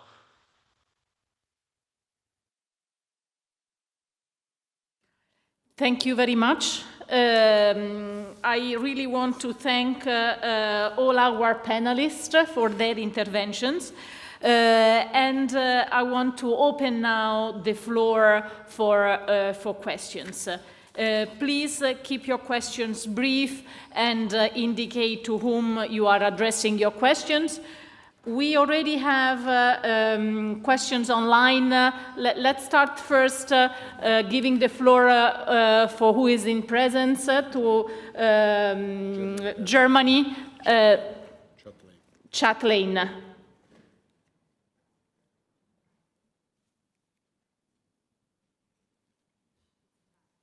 It's online. Oh, sorry. Yeah, the floor is online, please.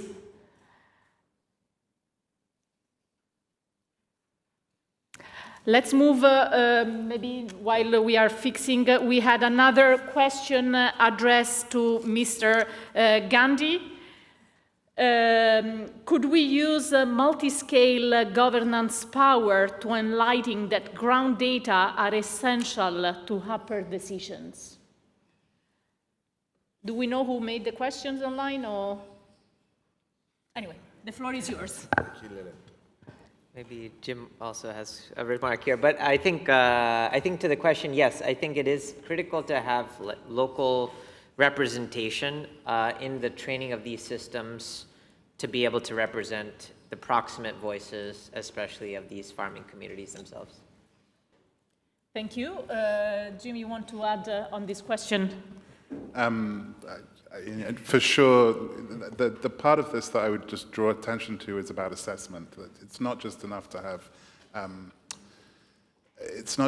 have farmers involved in the creation of the tools, but also involved in assessing them. And so that's where the governance becomes really important, that we have like national and regional assessment processes. So building and technology assessment, that's a very good place for local. Thank you. I suggest to gather a few questions here in the room, and then we can give the floor back to our panelists. Please.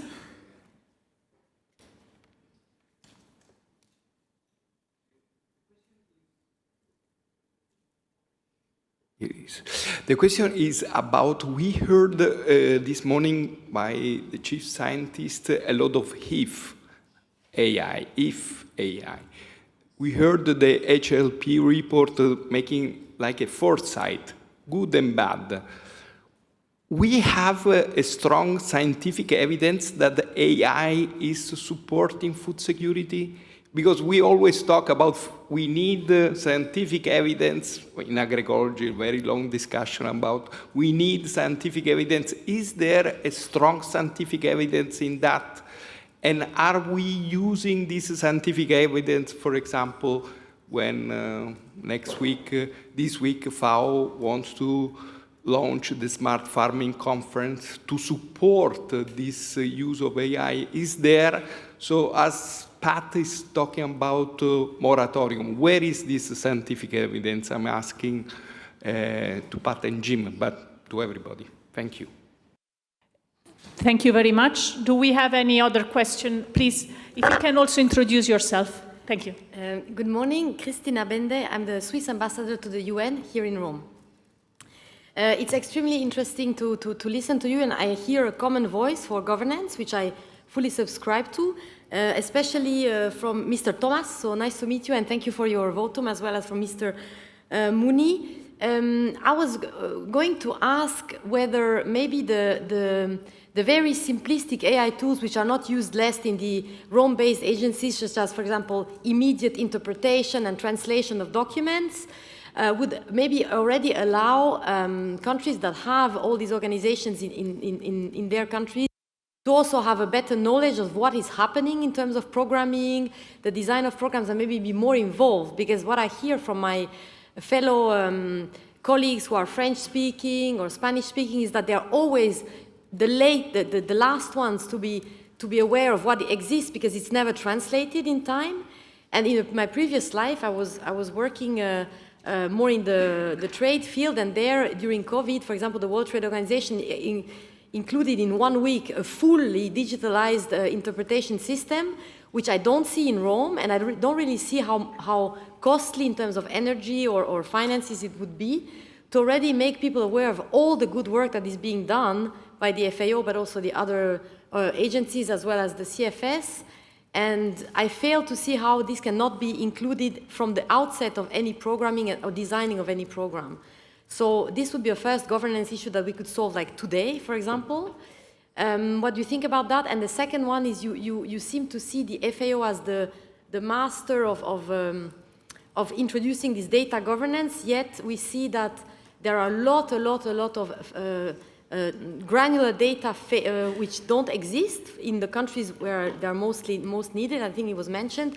So what do you suggest as an immediate remedy action for that? Do you think IFAD could finance somebody on the field, or how do you do that? Because this is not an AI problem, it's a question of gathering the data that AI can use to analyze. Thank you very much.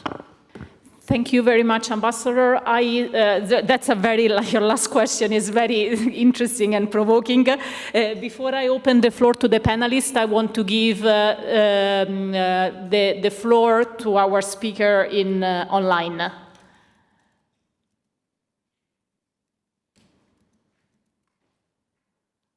Please? Okay. Sorry. This me or another yes. question? No, please, the floor is yours. Yeah. Okay, thank you so much.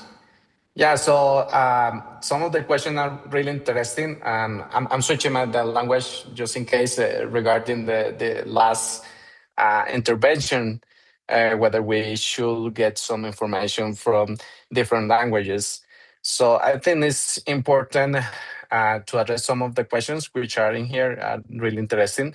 One of them is the one that also is in the chat from the panelists as well. I would like to address the one of the accessing building capacity and infrastructure for low, middle income countries, and areas as well. So in that case, and particularly in my country, we are working on developing AI systems, mathematical models, computational models that runs on edge computing. So what we are trying to do is optimizing the resources of these small devices just to ensure that the persons who doesn't have any internet, any big computational capacities to run those models and get insights of what they are seeing. And we could do this by multimodal processing, right? So getting some images, some video, some data from different sensors, connecting all, hooking up everything together just to make sure we can make these decisions on site and not relying on the availability of internet or big data centers to make decisions or to support those decisions. So we're trying to do so by moving all computational resources to the small devices, to small Raspberries, to small microcontrollers that work in our small sensors as well. Regarding translation services, one of the problems we have right now is that, for sure, in Colombia, we all speak Spanish.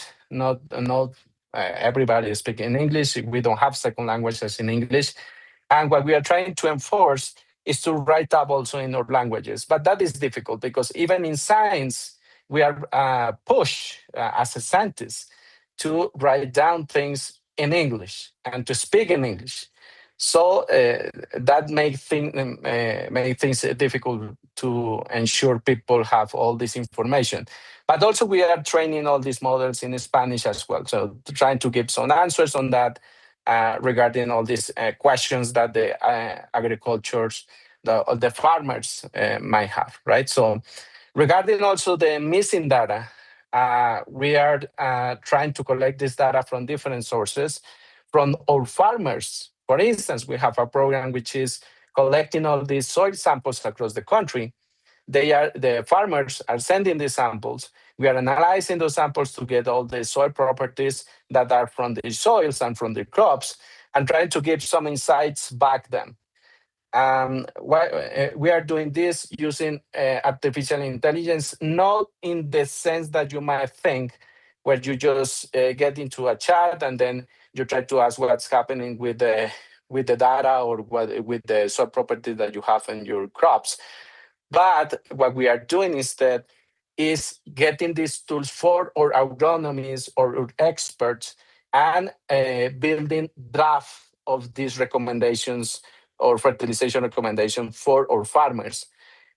So our agronomists get this initial draft, and then they review and correct anything that could be problematic on those recommendations. So those are kind of the things where we are trying to do so in order to reduce all these gaps that they are generating.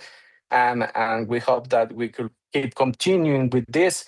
For sure, we need funding. We need a lot of help to keep on doing all this data labeling, all these translation services, or this data collection that we require for our country to do the best in our crops. Thank you very much. I suggest to answer the questions. I mean, I don't have access to our Zoom link, so it's a bit difficult for me to understand who is online or not. So apologies for this. We need to change this in the next panel. So I suggest, please, let's answer, and then I have a few other questions. Go. Thank you very much. And I particularly want to appreciate the question from the Swiss ambassador. And thank you, Switzerland. I know the Swiss government's going to be hosting the next AI summit, Global AI Summit, and the work that you're doing and making sure the global dialogues are happening is really important. And I hope governance continues at the center of this. I think the question you asked is incredibly interesting around interpretation and translation. And one of the things that different parts of the UN, but different parts of society can do as we all face AI challenges is learn from what's happening elsewhere. So obviously interpretation and translators have been on the forefront of the impacts of AI. And the impact on that profession has been significant. That people who, particularly here at the United Nations, the interpretation staff are incredible, professional, knowledgeable people who bring their knowledge and their history of topics to how they do interpretation. And we would never even begin to think you could replace that with an algorithm. But the translators have increasingly been sidelined and asked to clean up the mistakes of machine translation. And what this points to is the introduction of an AI technology impacting a very essential service without really involving the workers who have held that for so long. And so this is really relevant to food and agriculture. We can't be bringing in AI tools into food, agriculture, and the food system without having the knowledge and valuing the dignity of the people who have done the work and actually hold the knowledge. And they should be the ones who determine the guardrails and how much we allow these tools to make the decisions. And I think that's a sort of interesting principle that can be established in governance as we govern this, that it can't be these big tech companies coming in and saying, we've got a tool that will do this. It first has to come from the communities of farmers, pastoralists, fisherfolk, and others, whether this is useful and whether this enhances their knowledge and dignity or throws it aside. So that doesn't answer your question about should this be done, but I think it's a useful thing to dig into. Thank you very much. Yes, please, Peter. Thank you. And as always, Switzerland has very good questions, and also today. I fully agree that on the issue with data is a big one, because AI needs data, obviously, but also the ownership of data and using data without consent is a big issue. So we always, when we talk about data or AI, we need to make sure that there's proper governance and that it's controlled as much as we can. And the way I look at it with AI, it's a tool in the end. It's like a hammer. And we need to make sure that it is not only used by a few, first of all, and that it's used in the right way for nailing, for hitting a nail rather than crushing a skull, for example. And AI today does not have, or this is a big challenge, and how do we make sure that AI will not be used to crush a skull? It doesn't have a value, it's the user, and there's no, in some cases, there's no protection against misuse. And this is a big concern for us, whether it's for smallholder farms or in general, for that matter. So that's why we are very much promoting governance and the right framework to make sure that AI is not misused, as well as the data.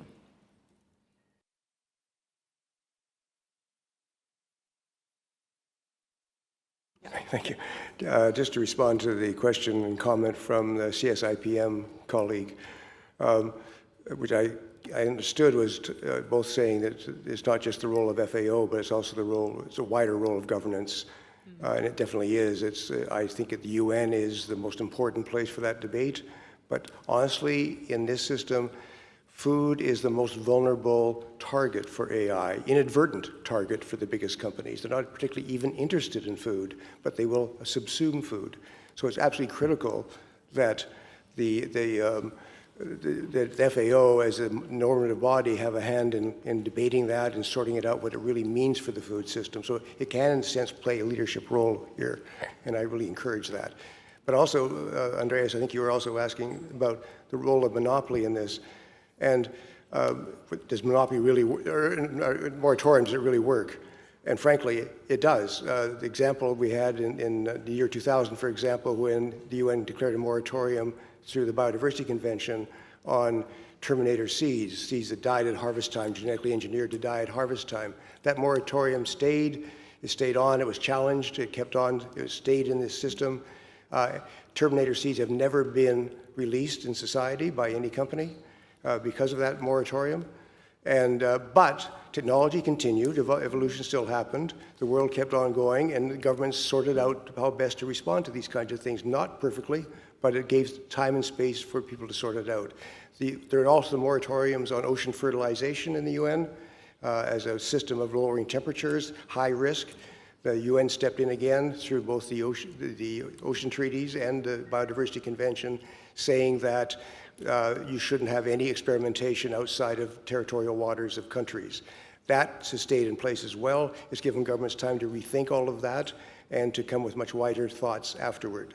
So it delayed, it didn't stop, research carried on, and it's making a better world because of that. Equally, that happened related to a wider geoengineering moratorium in the UN in the year 2010. And again, government stopped, said, yes, we have to look at this more carefully. It gave a breathing space for us to sort these things out.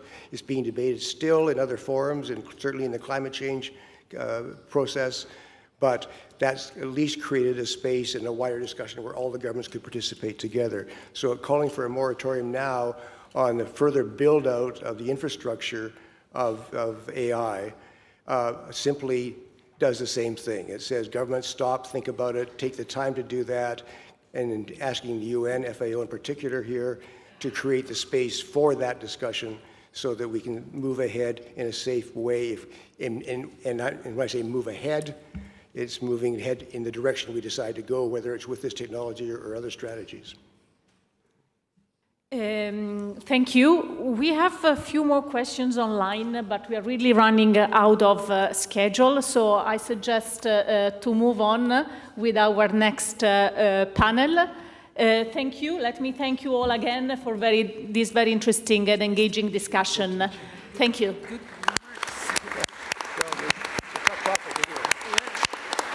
And I am biased, I must admit, I love the technology. It's great to me. Good luck. Thank you. You too. Sorry?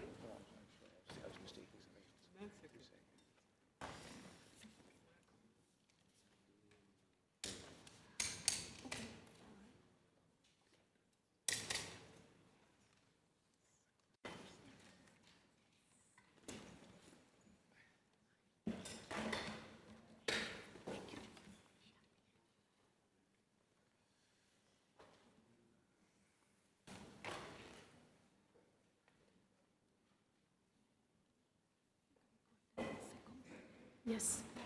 So let me start while we do the change of the panel by introducing our second session today on challenges and opportunities, new trend of artificial intelligence and digital technologies in food security and nutrition. Across food system, artificial intelligence and digital tools are scaling fast and reshaping how information flow, risks are assessed, and decisions are made in real time. But these rapid accelerations bring both opportunities and tension, as we were saying before. What is working in practice, what is still overpromised, and where are the gaps between innovation and real-world impact most visible? So with this, I would like to introduce you our second panel today. I think it's all here. We have online Mr. Pramod Kumar Mahard, Additional Secretary from the Department of Agriculture and Farmer Welfare of the Government of India. We have Mr. James Martin Boer, Director of Food Security and Nutrition Analysis at the World Food Programme. Thank you for being with us. Ms. Isabel Baker-Rashev, Program Director at NASA Harvest, online. Ms. Anita Gurumurthy, Executive Director of IT for Change in person. Thank you very much. Ms. Lao Wai Guan, Chief Digital Officer at Green Phyto, online. And Ms. Barbara Ntabirway, ATC Group and the African Technology Assessment Platform, online. Thank you, everyone, and I'm going to read you our first question and open the floor, and then I will pose you the second one. So at a time when 733 million people are going hungry and crises are compounding, artificial intelligence and digital technology offer tools and opportunities we have never had before for early warning, for precision, for reach. What is genuinely working on the ground? What is still overpromised? And where is the distance between innovations and real-world impact most visible and most costly? Thank you. Let's start giving the floor online to Mr. Pramod Kumar Maherda. It's not there. Sorry, guys, it's not there. So let's continue with Jean-Martin Boer. Please, the floor is yours. Thanks, Elisabetta, and really nice to be on this panel with Anita and the others. The question is really, where's the beef? Is this actually helping us on the ground deliver the programs we need to be delivering? What I'd like to tell you overall is that there's still a very big gap between the aspirational talk I hear about AI and how humanitarian operations are led day to day. The opportunity is there, there's great promise. What spoke to me personally most was the hurricane season in 2025, very active hurricane season, including Hurricane Melissa, which had a substantial impact on many nations in the Caribbean. I was WFP's director in Haiti, and this was a scenario that the community, the humanitarian community was getting ready for. And in 2025, we saw new AI-powered models be extremely effective at predicting where hurricanes would go, predicting their intensity, and making much smaller mistakes compared to the legacy models we had from very competent, established organizations like the National Oceanic and Atmospheric Administration and the European Met agencies. So great opportunity for the early warning community to do better. But I have to say that the forecasts that we saw, these very precise forecasts that were available 4 or 5 days in advance and that proved to be accurate, weren't quite leveraged to the extent that they should be. That's because of a gap between the godlike technology that we have that allows us to forecast hazards days in advance and the systems that are in place in countries like Haiti, like Jamaica, like Cuba, who were most affected by the storm. What I would hope to see is a better interface between the technology and the human systems on the ground. What was possible and what actually impressed me in the response to the Hurricane Melissa was the fact that when the storm was a tropical storm, just in the Caribbean Ocean, before it became a Category 4 and 5 hurricane, the Civil Defense Department of Haiti was able to send out payments to about 9,000 families in Haiti's south before the hurricane hit. This is an example of anticipatory action. It's an example of how we're able to send resources to those who might be in the path of a storm. When we do that, we know that $1 spent will avoid $3 to $7 worth of damage. That wasn't done thanks to AI. It was done because for 10 years, the government of Haiti, the IFADs in Haiti, and the United Nations in Haiti had worked together very closely to set up the policies and the systems that allowed everyone to work together to get resources to the poorest in the country, basically by pressing a button. What happened was, when the forecast became available, the Civil Protection Department, the Met Department, the World Bank, the World Food Program sat in a room and agreed that money would be sent out to these 9,000 households that had been pre-registered. This is only possible after a decade of work between human beings. It's only possible after policymaking. That's necessarily something that takes quite a long time and a lot of trust.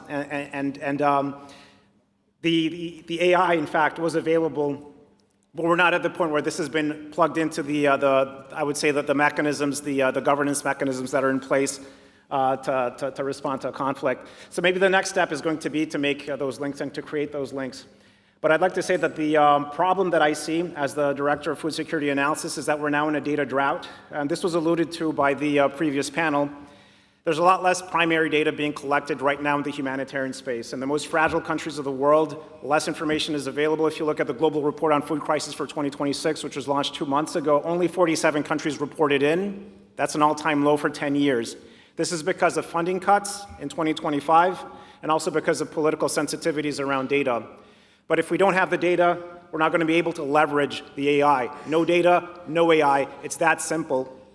And we need to be able to tackle these challenges to continue primary data collection from the most vulnerable countries in the world, the most vulnerable communities in the world, data about food prices, data about food consumption, data about nutrition. If we're not able to pursue that effort, whatever the AI will produce will not be able to be leveraged by the people on the ground. And the second challenge I see, and I'll stop with this point, is the black box problem. In 2017, the World Food Program created something called the Hunger Map Live. It was before its time. This was 5 years before ChatGPT. It was a machine learning-enabled prediction of hunger at the granular level. The idea was to leverage all types of data streams to predict how many people required emergency food aid. The product was quite successful at the global level, very useful advocacy tool. But when I was the director of the World Food Program in Haiti, I couldn't use those estimates with the government because there was a different system in the country. It's because that this was seen like something that was created outside the country. There wasn't enough trust, enough practice, enough confidence in this tool to enable its use broadly by the actors in country. So what we need is co-design. It's working together to get joint ownership of these tools. It's about localization, making sure local actors fully own, fully participate, and then fully use these tools. And I'm pleased to say that we relaunched the Hunger Map Live just 2 months ago. And this time, the AI is not available publicly. It's behind a wall, but the credentials are available to government and to our local partners to allow to build that confidence and that trust and that shared experience in leveraging these tools. Thank you. Thank you very much, and I fully agree. We need good quality data as well. It's just not a question of quantity, but quality. Let's continue with our speaker online, Ms. Inbal Bakar-Rishelf, Program Director of NASA Harvest. The floor is yours. Great. Thank you very much. And I'm sorry I'm not able to be with everybody there in person. It's a real honor to participate and to be on this panel.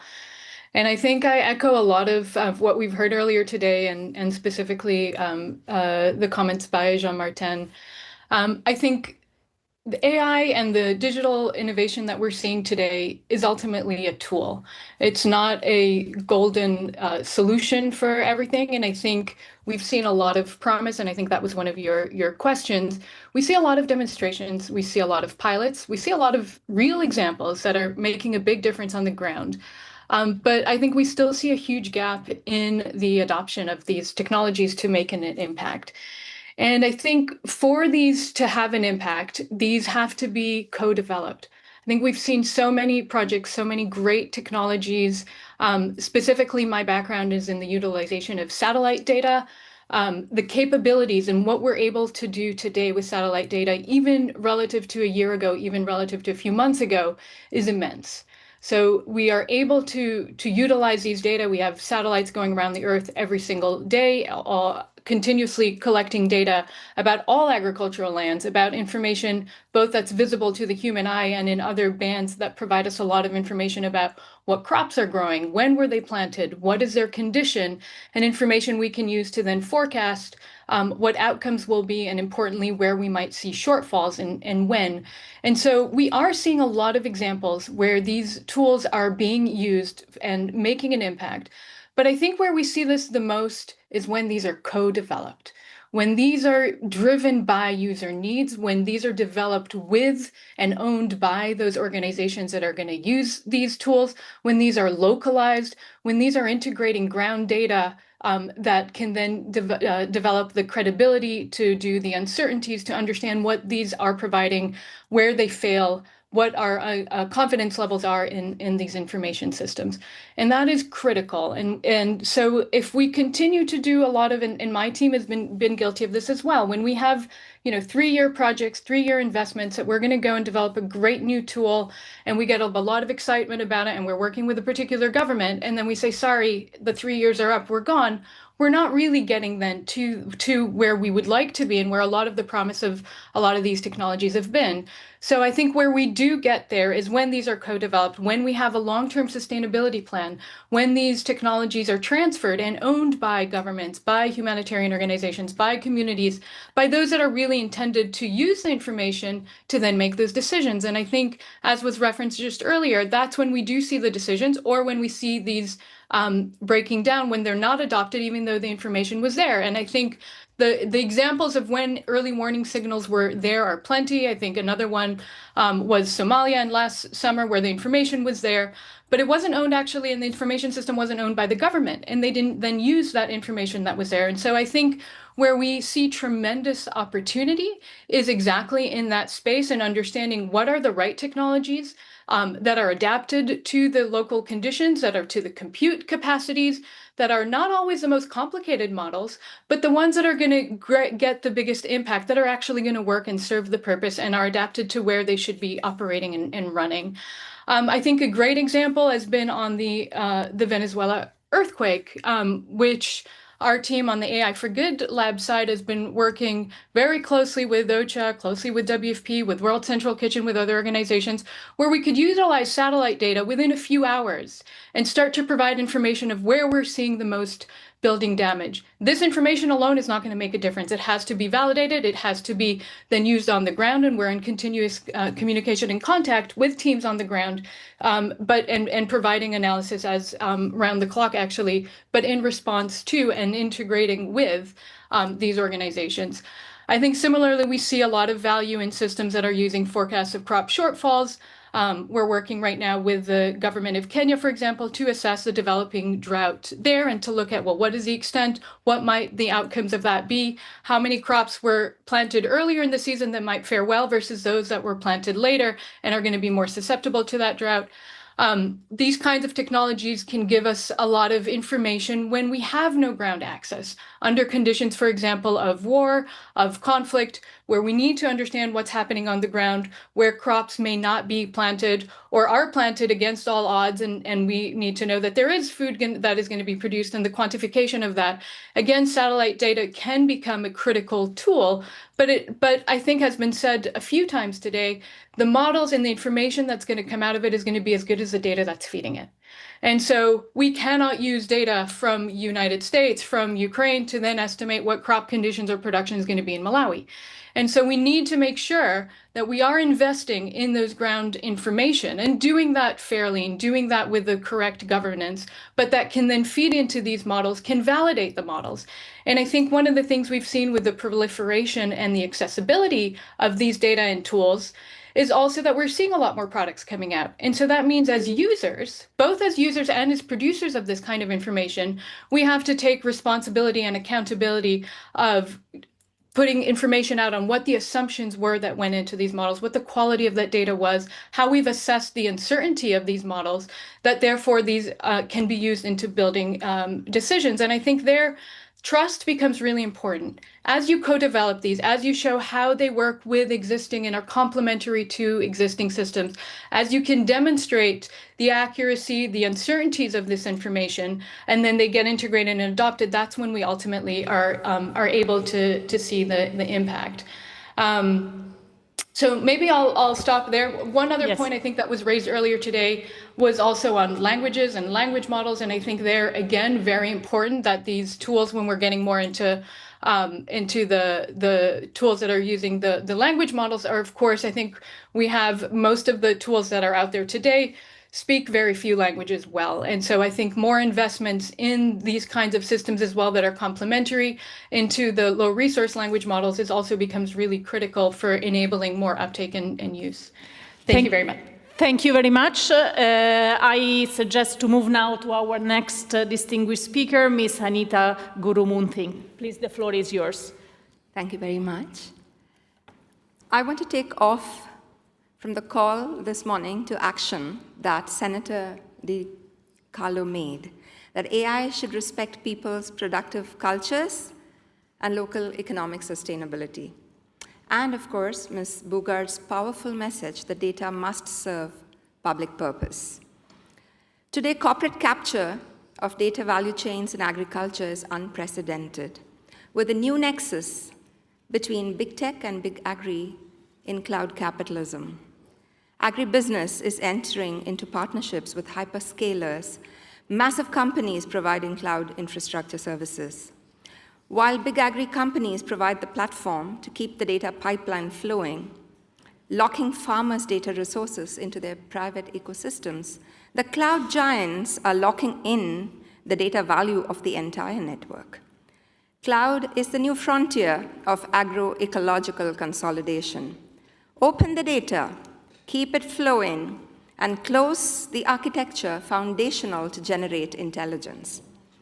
Hyperscalers partner with the multilateral system and with national governments, advertising their collaboration to provide remote sensing data and geospatial intelligence as a service to public science. They even boast of tiered models for commercial and non-commercial uses, but there's a fine print here. Governments are also treated as commercial users, and even for non-commercial users, there's a catch. Because of the architectural, security, and networking layers baked into the cloud service ecosystem, off-platform migration is nearly impossible. You have no choice. You must stay on the cloud. because re-engineering the infrastructure is just not possible for you. It's not like copying code. Now, is this really open science? What developing countries need to understand is that remote sensing data is an essential public resource. When such data resources are funneled through exclusive proprietary cloud suite services, there is a new form of infrastructural dependency, one where private capital controls the core knowledge for intergenerational resilience, which is why all digital public infrastructures must be governed and audited for public value. For developing countries, in the short to medium term, these black boxes may not even be free. The dependency on inference services has direct implications for our foreign exchange reserves. They also present a Hobson's choice, the possibility of political and economic instability in the face of energy-intensive and water-guzzling data centers. One more caution for developing countries. As trade justice advocates have long argued, trade agreement provisions can violate food sovereignty of the Global South countries. In the data and AI age, many trade agreements contain digital trade chapters or provisions that force countries to deregulate digital agricultural services markets or open up public agriculture data sets to foreign players indiscriminately. Interestingly, these concerns are equally true for high-income countries. The EU recently rolled back key safeguards in its AI Act, shifting legal accountability and risk assessment directly onto companies developing and deploying the AI, voluntary assessments. This is not good news for farmer communities in this region. Finally, from the perspective of indigenous communities, we cannot ignore the questions of bioprospecting in the emerging Gen Bio frontier. There are no binding rules internationally to prevent the extraction and commercialization of digital genetic sequences of seeds. As the disability rights movements argue, nothing about us without us. What is at stake here is community autonomy and national technological self-determination, questions that are compounded with the current phase of AI-driven digitalization. Thank you. Thank you very much. Before we move to our second questions, I want to give the floor to our two online speakers. First to Mr. Leo Wei Wan. Okay, sorry, I was. So we go to the first one, Mr. Pramod Kumar Meherda. The floor is yours, please. Thank you, Madam Moderator. Well, I also agree with a few points that have already been made by the panelists. And in fact, India's experience also suggests that the use of artificial intelligence does not begin with algorithms, and it actually begins with trusted data, strong public institutions, and the DPIs which have been mentioned by the panelists, the digital public infrastructures in agriculture. Particularly in a country as large as and diverse as India, with millions of farmers and varied agroclimatic conditions, we recognize that AI can deliver meaningful outcomes only when built on trusted digital foundations. So accordingly, under India's digital agriculture mission, launched it last to last year in 2024, we have built an integrated digital ecosystem through 3 complementary public digital capabilities, all designed and developed through a federated architecture. And federated architecture is important for India because agriculture and land resources on which the DPIs are built in India are they belong to the states, is a state subject under the Constitution of India. And this federated architecture, in fact, enables states to retain ownership of their data while ensuring interoperability through common standards. The first capability is trusted data. And you might have heard about AgriStack, which is India's digital public infrastructure for agriculture. AgriStack creates authenticated farmer IDs, which is a trusted farmer ID, a single reliable source of truth for the farmers' data. It also creates geo-referenced farm boundaries and crop registries, providing trusted standardized data sets that serve as the foundation for digital agricultural services. India's approach has always been to treat DPI in agriculture not merely as a technology platform, but as public institutional infrastructure, which is designed to empower farmers, strengthen governance, and enable innovations across the agricultural ecosystem. Today, under AgriStack, we have already given farmer IDs to over 100 million farmers and have crop information for more than 310 million plots.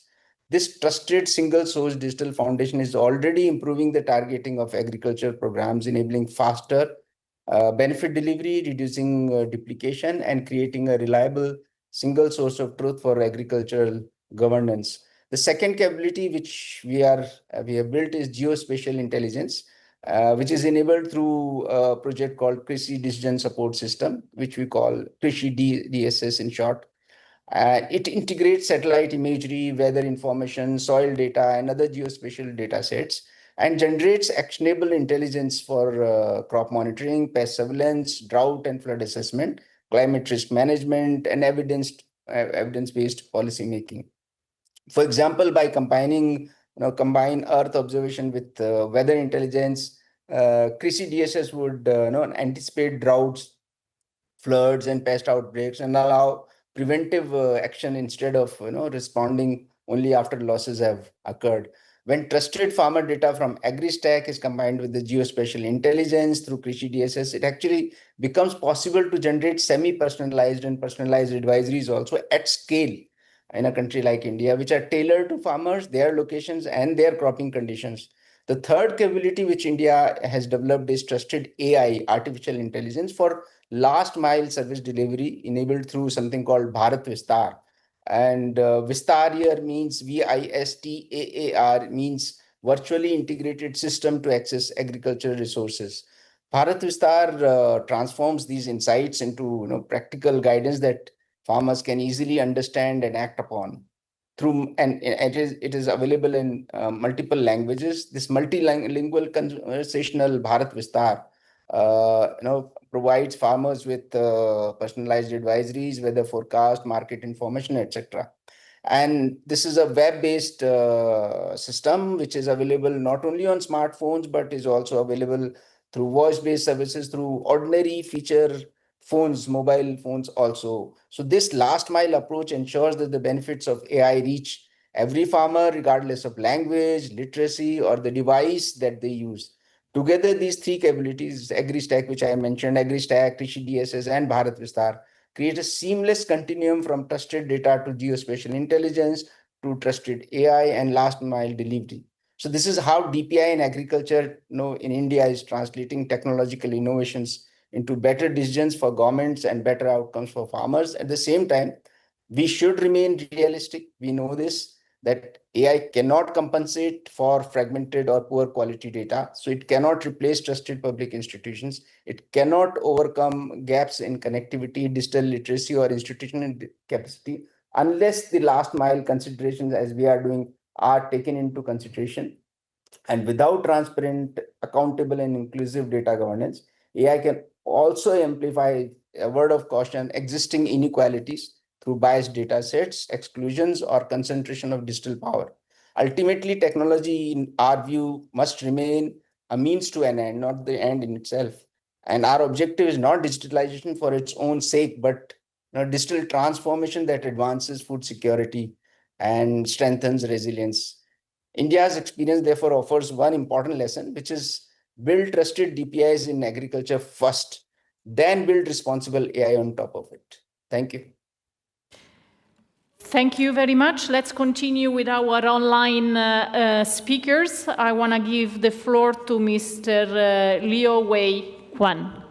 The floor is yours, please.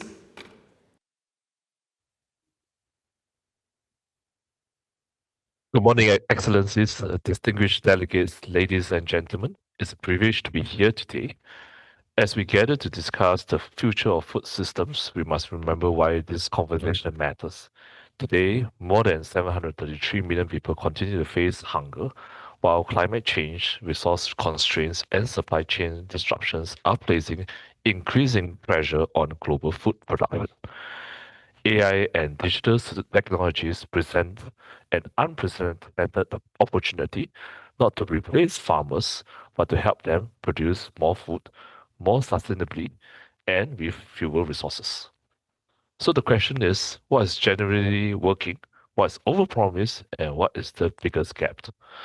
From our experience at Green Phyto, AI works when it is integrated into the whole farming operations, not when it is treated as a standalone technology. Green Phyto operates one of the Singapore's largest indoor vertical farm. On just 0.5 hectare of land, we are targeting approximately 2,000 tons of vegetables annually. This level of productivity is only possible because we combine AI, automation, robotics, sensors, and digital operations into one connected ecosystem. The AI continuously monitors crop growth using computer vision. It measures plant development, predicts yield, and detects issues such as yellowing, tip burn, bolting before they become significant problems. But more importantly, those insights are immediately connected to our internal systems, allowing us to optimize lighting, adjust environmental conditions, and improving harvest planning and reduce waste. This is where AI is already creating measurable impact. However, I believe that one thing is still overpromised. AI alone will not solve food security. It cannot replace resilient infrastructure, effective supply chains, good agricultural practices, or sound public policy. A sophisticated AI model has little value if farmers cannot access it, trust it, or act on its recommendations. Hence, the biggest gap today is actually between insight and execution. Around the world, we are seeing that we are becoming very good at collecting agricultural data and generating predictions, as what the other panelists has mentioned. But unless those insights trigger real operational decisions, from adjusting irrigation and climate control to improving logistics and reducing food loss, they remain dashboards rather than solutions. I believe that AI only delivers values only becomes parts of everyday operations. Thank you. Yeah. Thank you very much. Let's move to our last speaker, Ms. Barbara Ntabir-Weki. The floor is yours. Thank you. Thank you very much. Good morning, ladies and gentlemen. Greetings from the Pearl of Africa, Uganda. Unfortunately, I wasn't able to be with you today. Before I start my presentation, I'd like to start by saying that AI and digital technologies are not the silver bullet to addressing hunger and malnutrition. And over the past decade, we've seen massive acceleration in the digitalization of the agri-food system. What's marked as smart farming, agriculture 4.0 frames food production as a technical problem to be solved through automation and big data, extending datafication across the entire value chain. This isn't happening in a vacuum. It's being driven by increasingly capitalist models that favors industrial agriculture over agroecological systems that most smallholder farmers in the global south rely on. The Africa Technology Assessment Platform, AfriTAP, brings together African civil society, civil social movements, independent scientists, and lawyers to track and assess new and emerging technologies. And over the last few years, we have carried out technology assessments that are deliberate, systematic process that is used to evaluate new and emerging technologies in communities. And the primary aim of these technology assessments is to look forward, to anticipate, to prevent damage before new technologies are introduced to communities. This serves as a crucial tool for communities to actively influence the overall direction of technology development.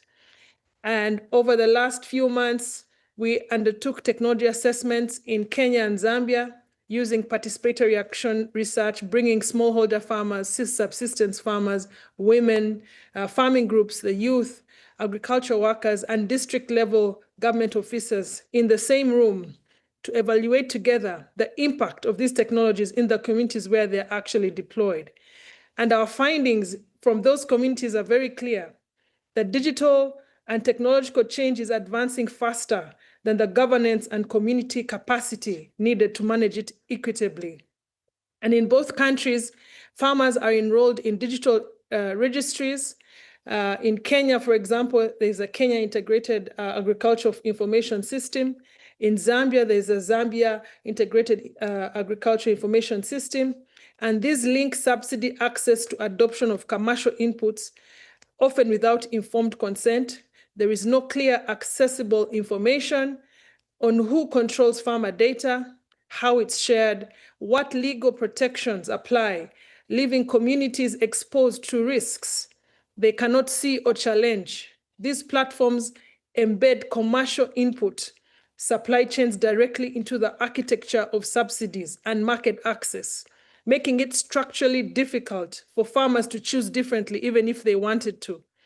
The downstream effect of this is that there is an erosion of the agroecological practice, indigenous seed systems, traditional intercropping, organic soil building, and all show measurable decline, displaced by incentives baked into subsidy programs and digital platforms that consistently reward monoculture and synthetic inputs over diversified low input systems. And therefore, it is critically important that the assessment we found produced significant governance gaps at the district and provincial level. Government officers themselves lack clear guidance on digital data policies. They do not have free prior informed consent obligations regarding farmer data. So this is not only an extraction problem between companies and farmers, it is also a capacity gap inside the very institutions, state institutions meant to protect our communities. So it is most costly, so here is the most costly distance between innovation and impact. It's not that the tools don't work technically, it's that they are built and deployed without the people.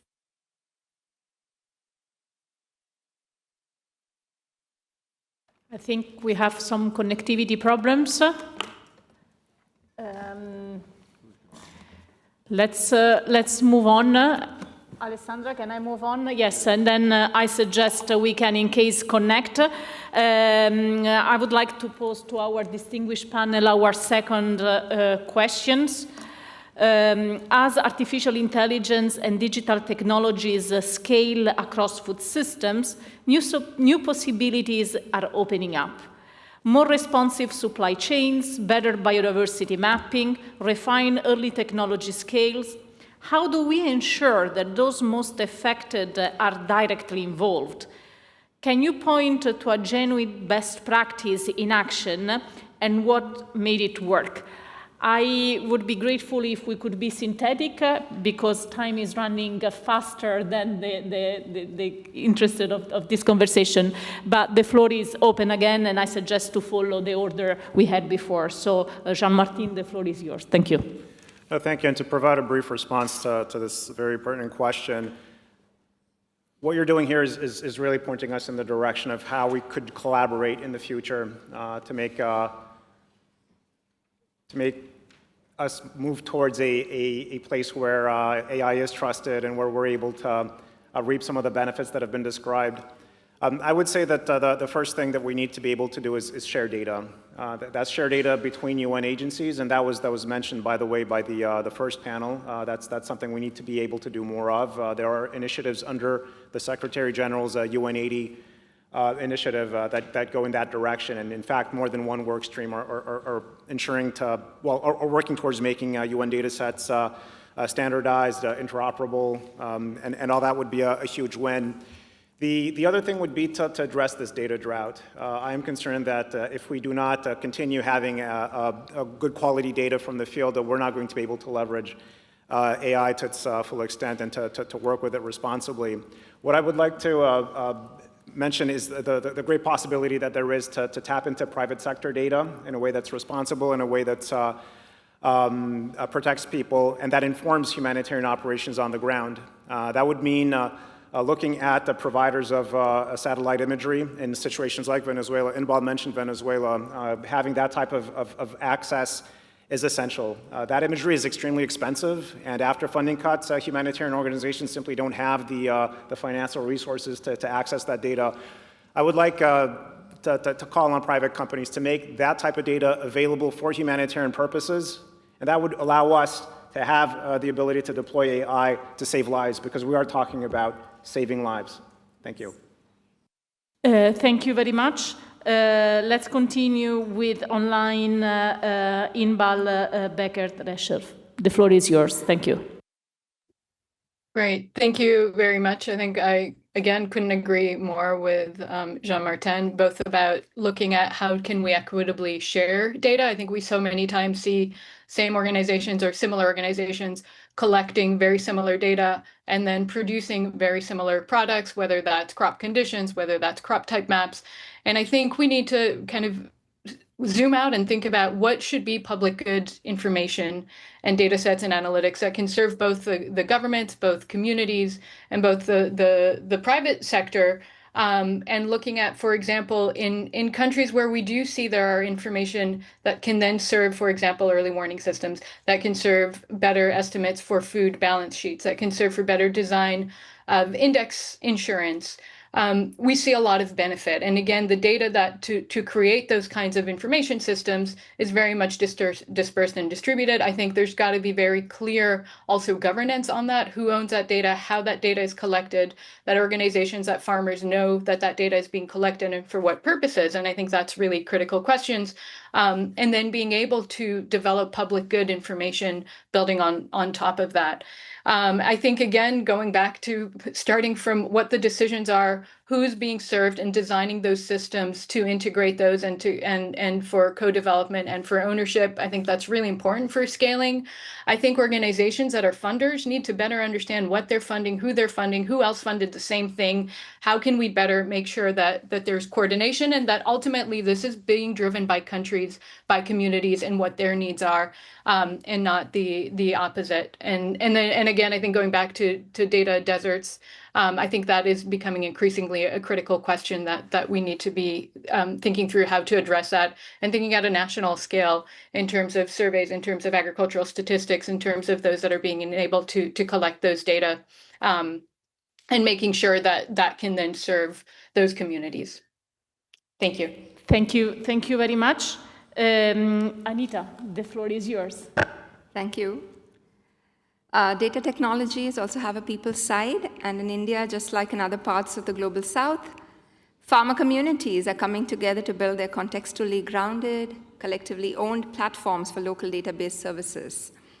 What's clear from our work at IT for Change is that women farmers groups can manage commons-based platform backbones based on cooperative data stewardship.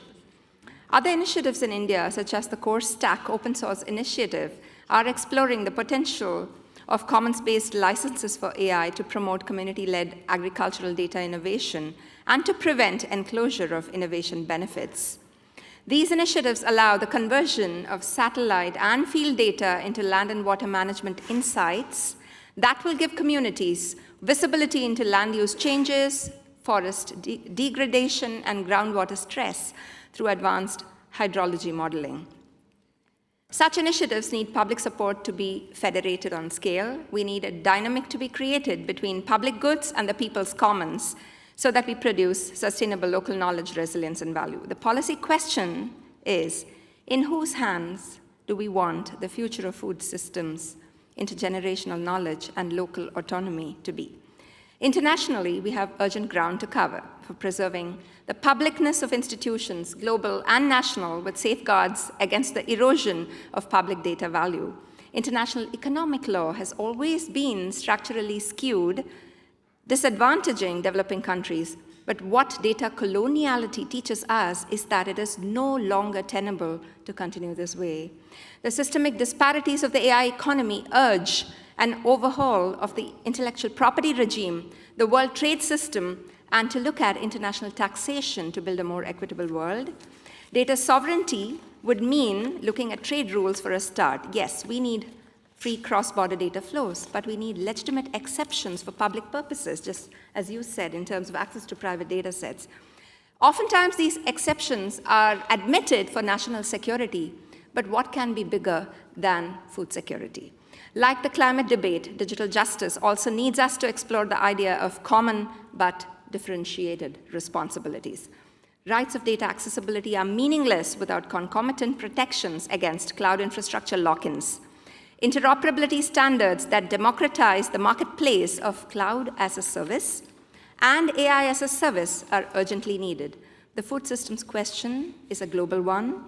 It demands global public goods. Can we imagine a global public compute facility that can be shared by several countries, like a CERN for AI? When the powerful move fast and break things, the little people show us the way to mend it. There can be no food sovereignty without data sovereignty, and no data sovereignty without a legally binding right of the people to participate in data and AI governance. Thank you. Thank you very much. Is it a related question, or can we finish? Okay, let's finish. Let's finish the round, and then we can come for questions. I would like to give the floor online to Mr. Pramod Kumar Meherda. Yeah, thank you. Thanks once again. Well, building on India's experience that I highlighted earlier, and I will try and refer to those examples again to be realistic and to connect with the first question, not overpromise. We believe that scaling AI for food security is fundamentally a question of governance, partnership, and trust. And I would like to highlight 4 priorities here. The first one is that we need to invest in the DPIs, the digital public infrastructures for trusted data in agriculture as a public good. Open standards, interoperability, and federated digital architecture would provide actually a common digital foundation upon which governments, research institutions, startups, and the private sector can innovate while avoiding fragmented systems and technological lock-ins. Second is we need to establish trusted and inclusive data governance, which means that data should be collected with informed consent, protected through strong privacy safeguards, and used transparently for legitimate public service purposes, because building the trust in the ecosystem is very, very important for scaling up. Third, we need to invest in shared digital public goods, as other panelists also referred, and to generate trusted intelligence across the ecosystem. So DPI in agriculture actually creates that trusted data. And for instance, in case of India, platforms such as Krishi DSS and AgriStack are trying to prove that. And fourth, we need to ensure that AI solutions reach the last mile. And I refer once again to our Bharat Vistar AI, which demonstrates how multilingual conversational AI can translate these personalized advisories through trusted data into practical guidance through smartphones, web platforms, and voice-based services accessible even from ordinary mobile phones. And by that means it reduces barriers to language, literacy, and digital access. AI actually can become an instrument of inclusion rather than exclusion if these factors are kept in consideration. Equally important, of course, is investing in digital literacy at the same time, building institutional capacities, and local innovative ecosystems also, physical systems also. But we also need to look at on achieving the other development priorities also connected with it. So in fact, we believe that no country can achieve this transformation alone also. Climate change, for instance, or transboundary pests and supply chain disruptions demand collective action. And India believes that DPI in agriculture has the potential to become a global public good. And also India's experience has taught us that the future of AI in agriculture will not be determined only by the sophistication of our algorithms. It will be determined by our ability to build trusted digital ecosystems that place farmers at the center of innovation. So in fact, the digital transformation, therefore, is not about building better algorithms. It is about building better ecosystems, trusted data, trusted institutions, and trusted AI. So if we can combine these 3 elements through open standards, inclusive governance, and international cooperation, we can definitely ensure that AI, artificial intelligence advances food security and strengthens resilience for our farmers. And across the globe, we are ready, India is ready to cooperate and coordinate with the our global partners to take it forward. Thank you. Thank you very much. So we have just been informed that our interpretation system is ending in 4 minutes, but we have a very, very interesting question coming up. So I would like to give immediately the floor to Mr. Liu Wen Quan for answering our second questions and asking please to be brief. 1 minute. Thank you. Okay. Yeah. For me, I think there are 3 priorities. I think first, right, we need to build integrated digital food systems. I mean, AI should not exist in isolation. It should connect directly to the production processes, environmental monitoring, the logistics, the inventory, the supply chains into a single digital ecosystem. I think secondly, right, we must make AI accessible and inclusive. Not every farmer needs advanced robotics. Many can benefit immediately from just affordable sensors, mobile applications, and simple AI-powered decision support so that they can be scaled through different sizes, geographicals, and different levels of digital maturity. And finally, we need to measure not by the sophistication of the algorithms, but the real-world outcomes. Are we producing enough nutritious food? Are we reducing less waste? Are we using less land, less water, and less energy? And are our farmers becoming more resilient and profitable? I think at Green Fighter, we learned that AI creates impact only when it leaves the dashboards and enter the workflow.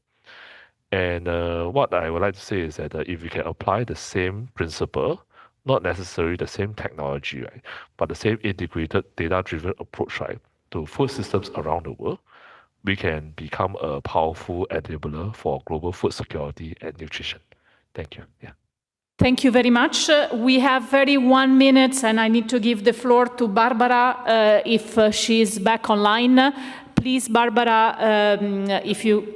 Yeah, 1 minute. Over to you. Thank you so much, Ms. Moderator. I hope the internet will collaborate.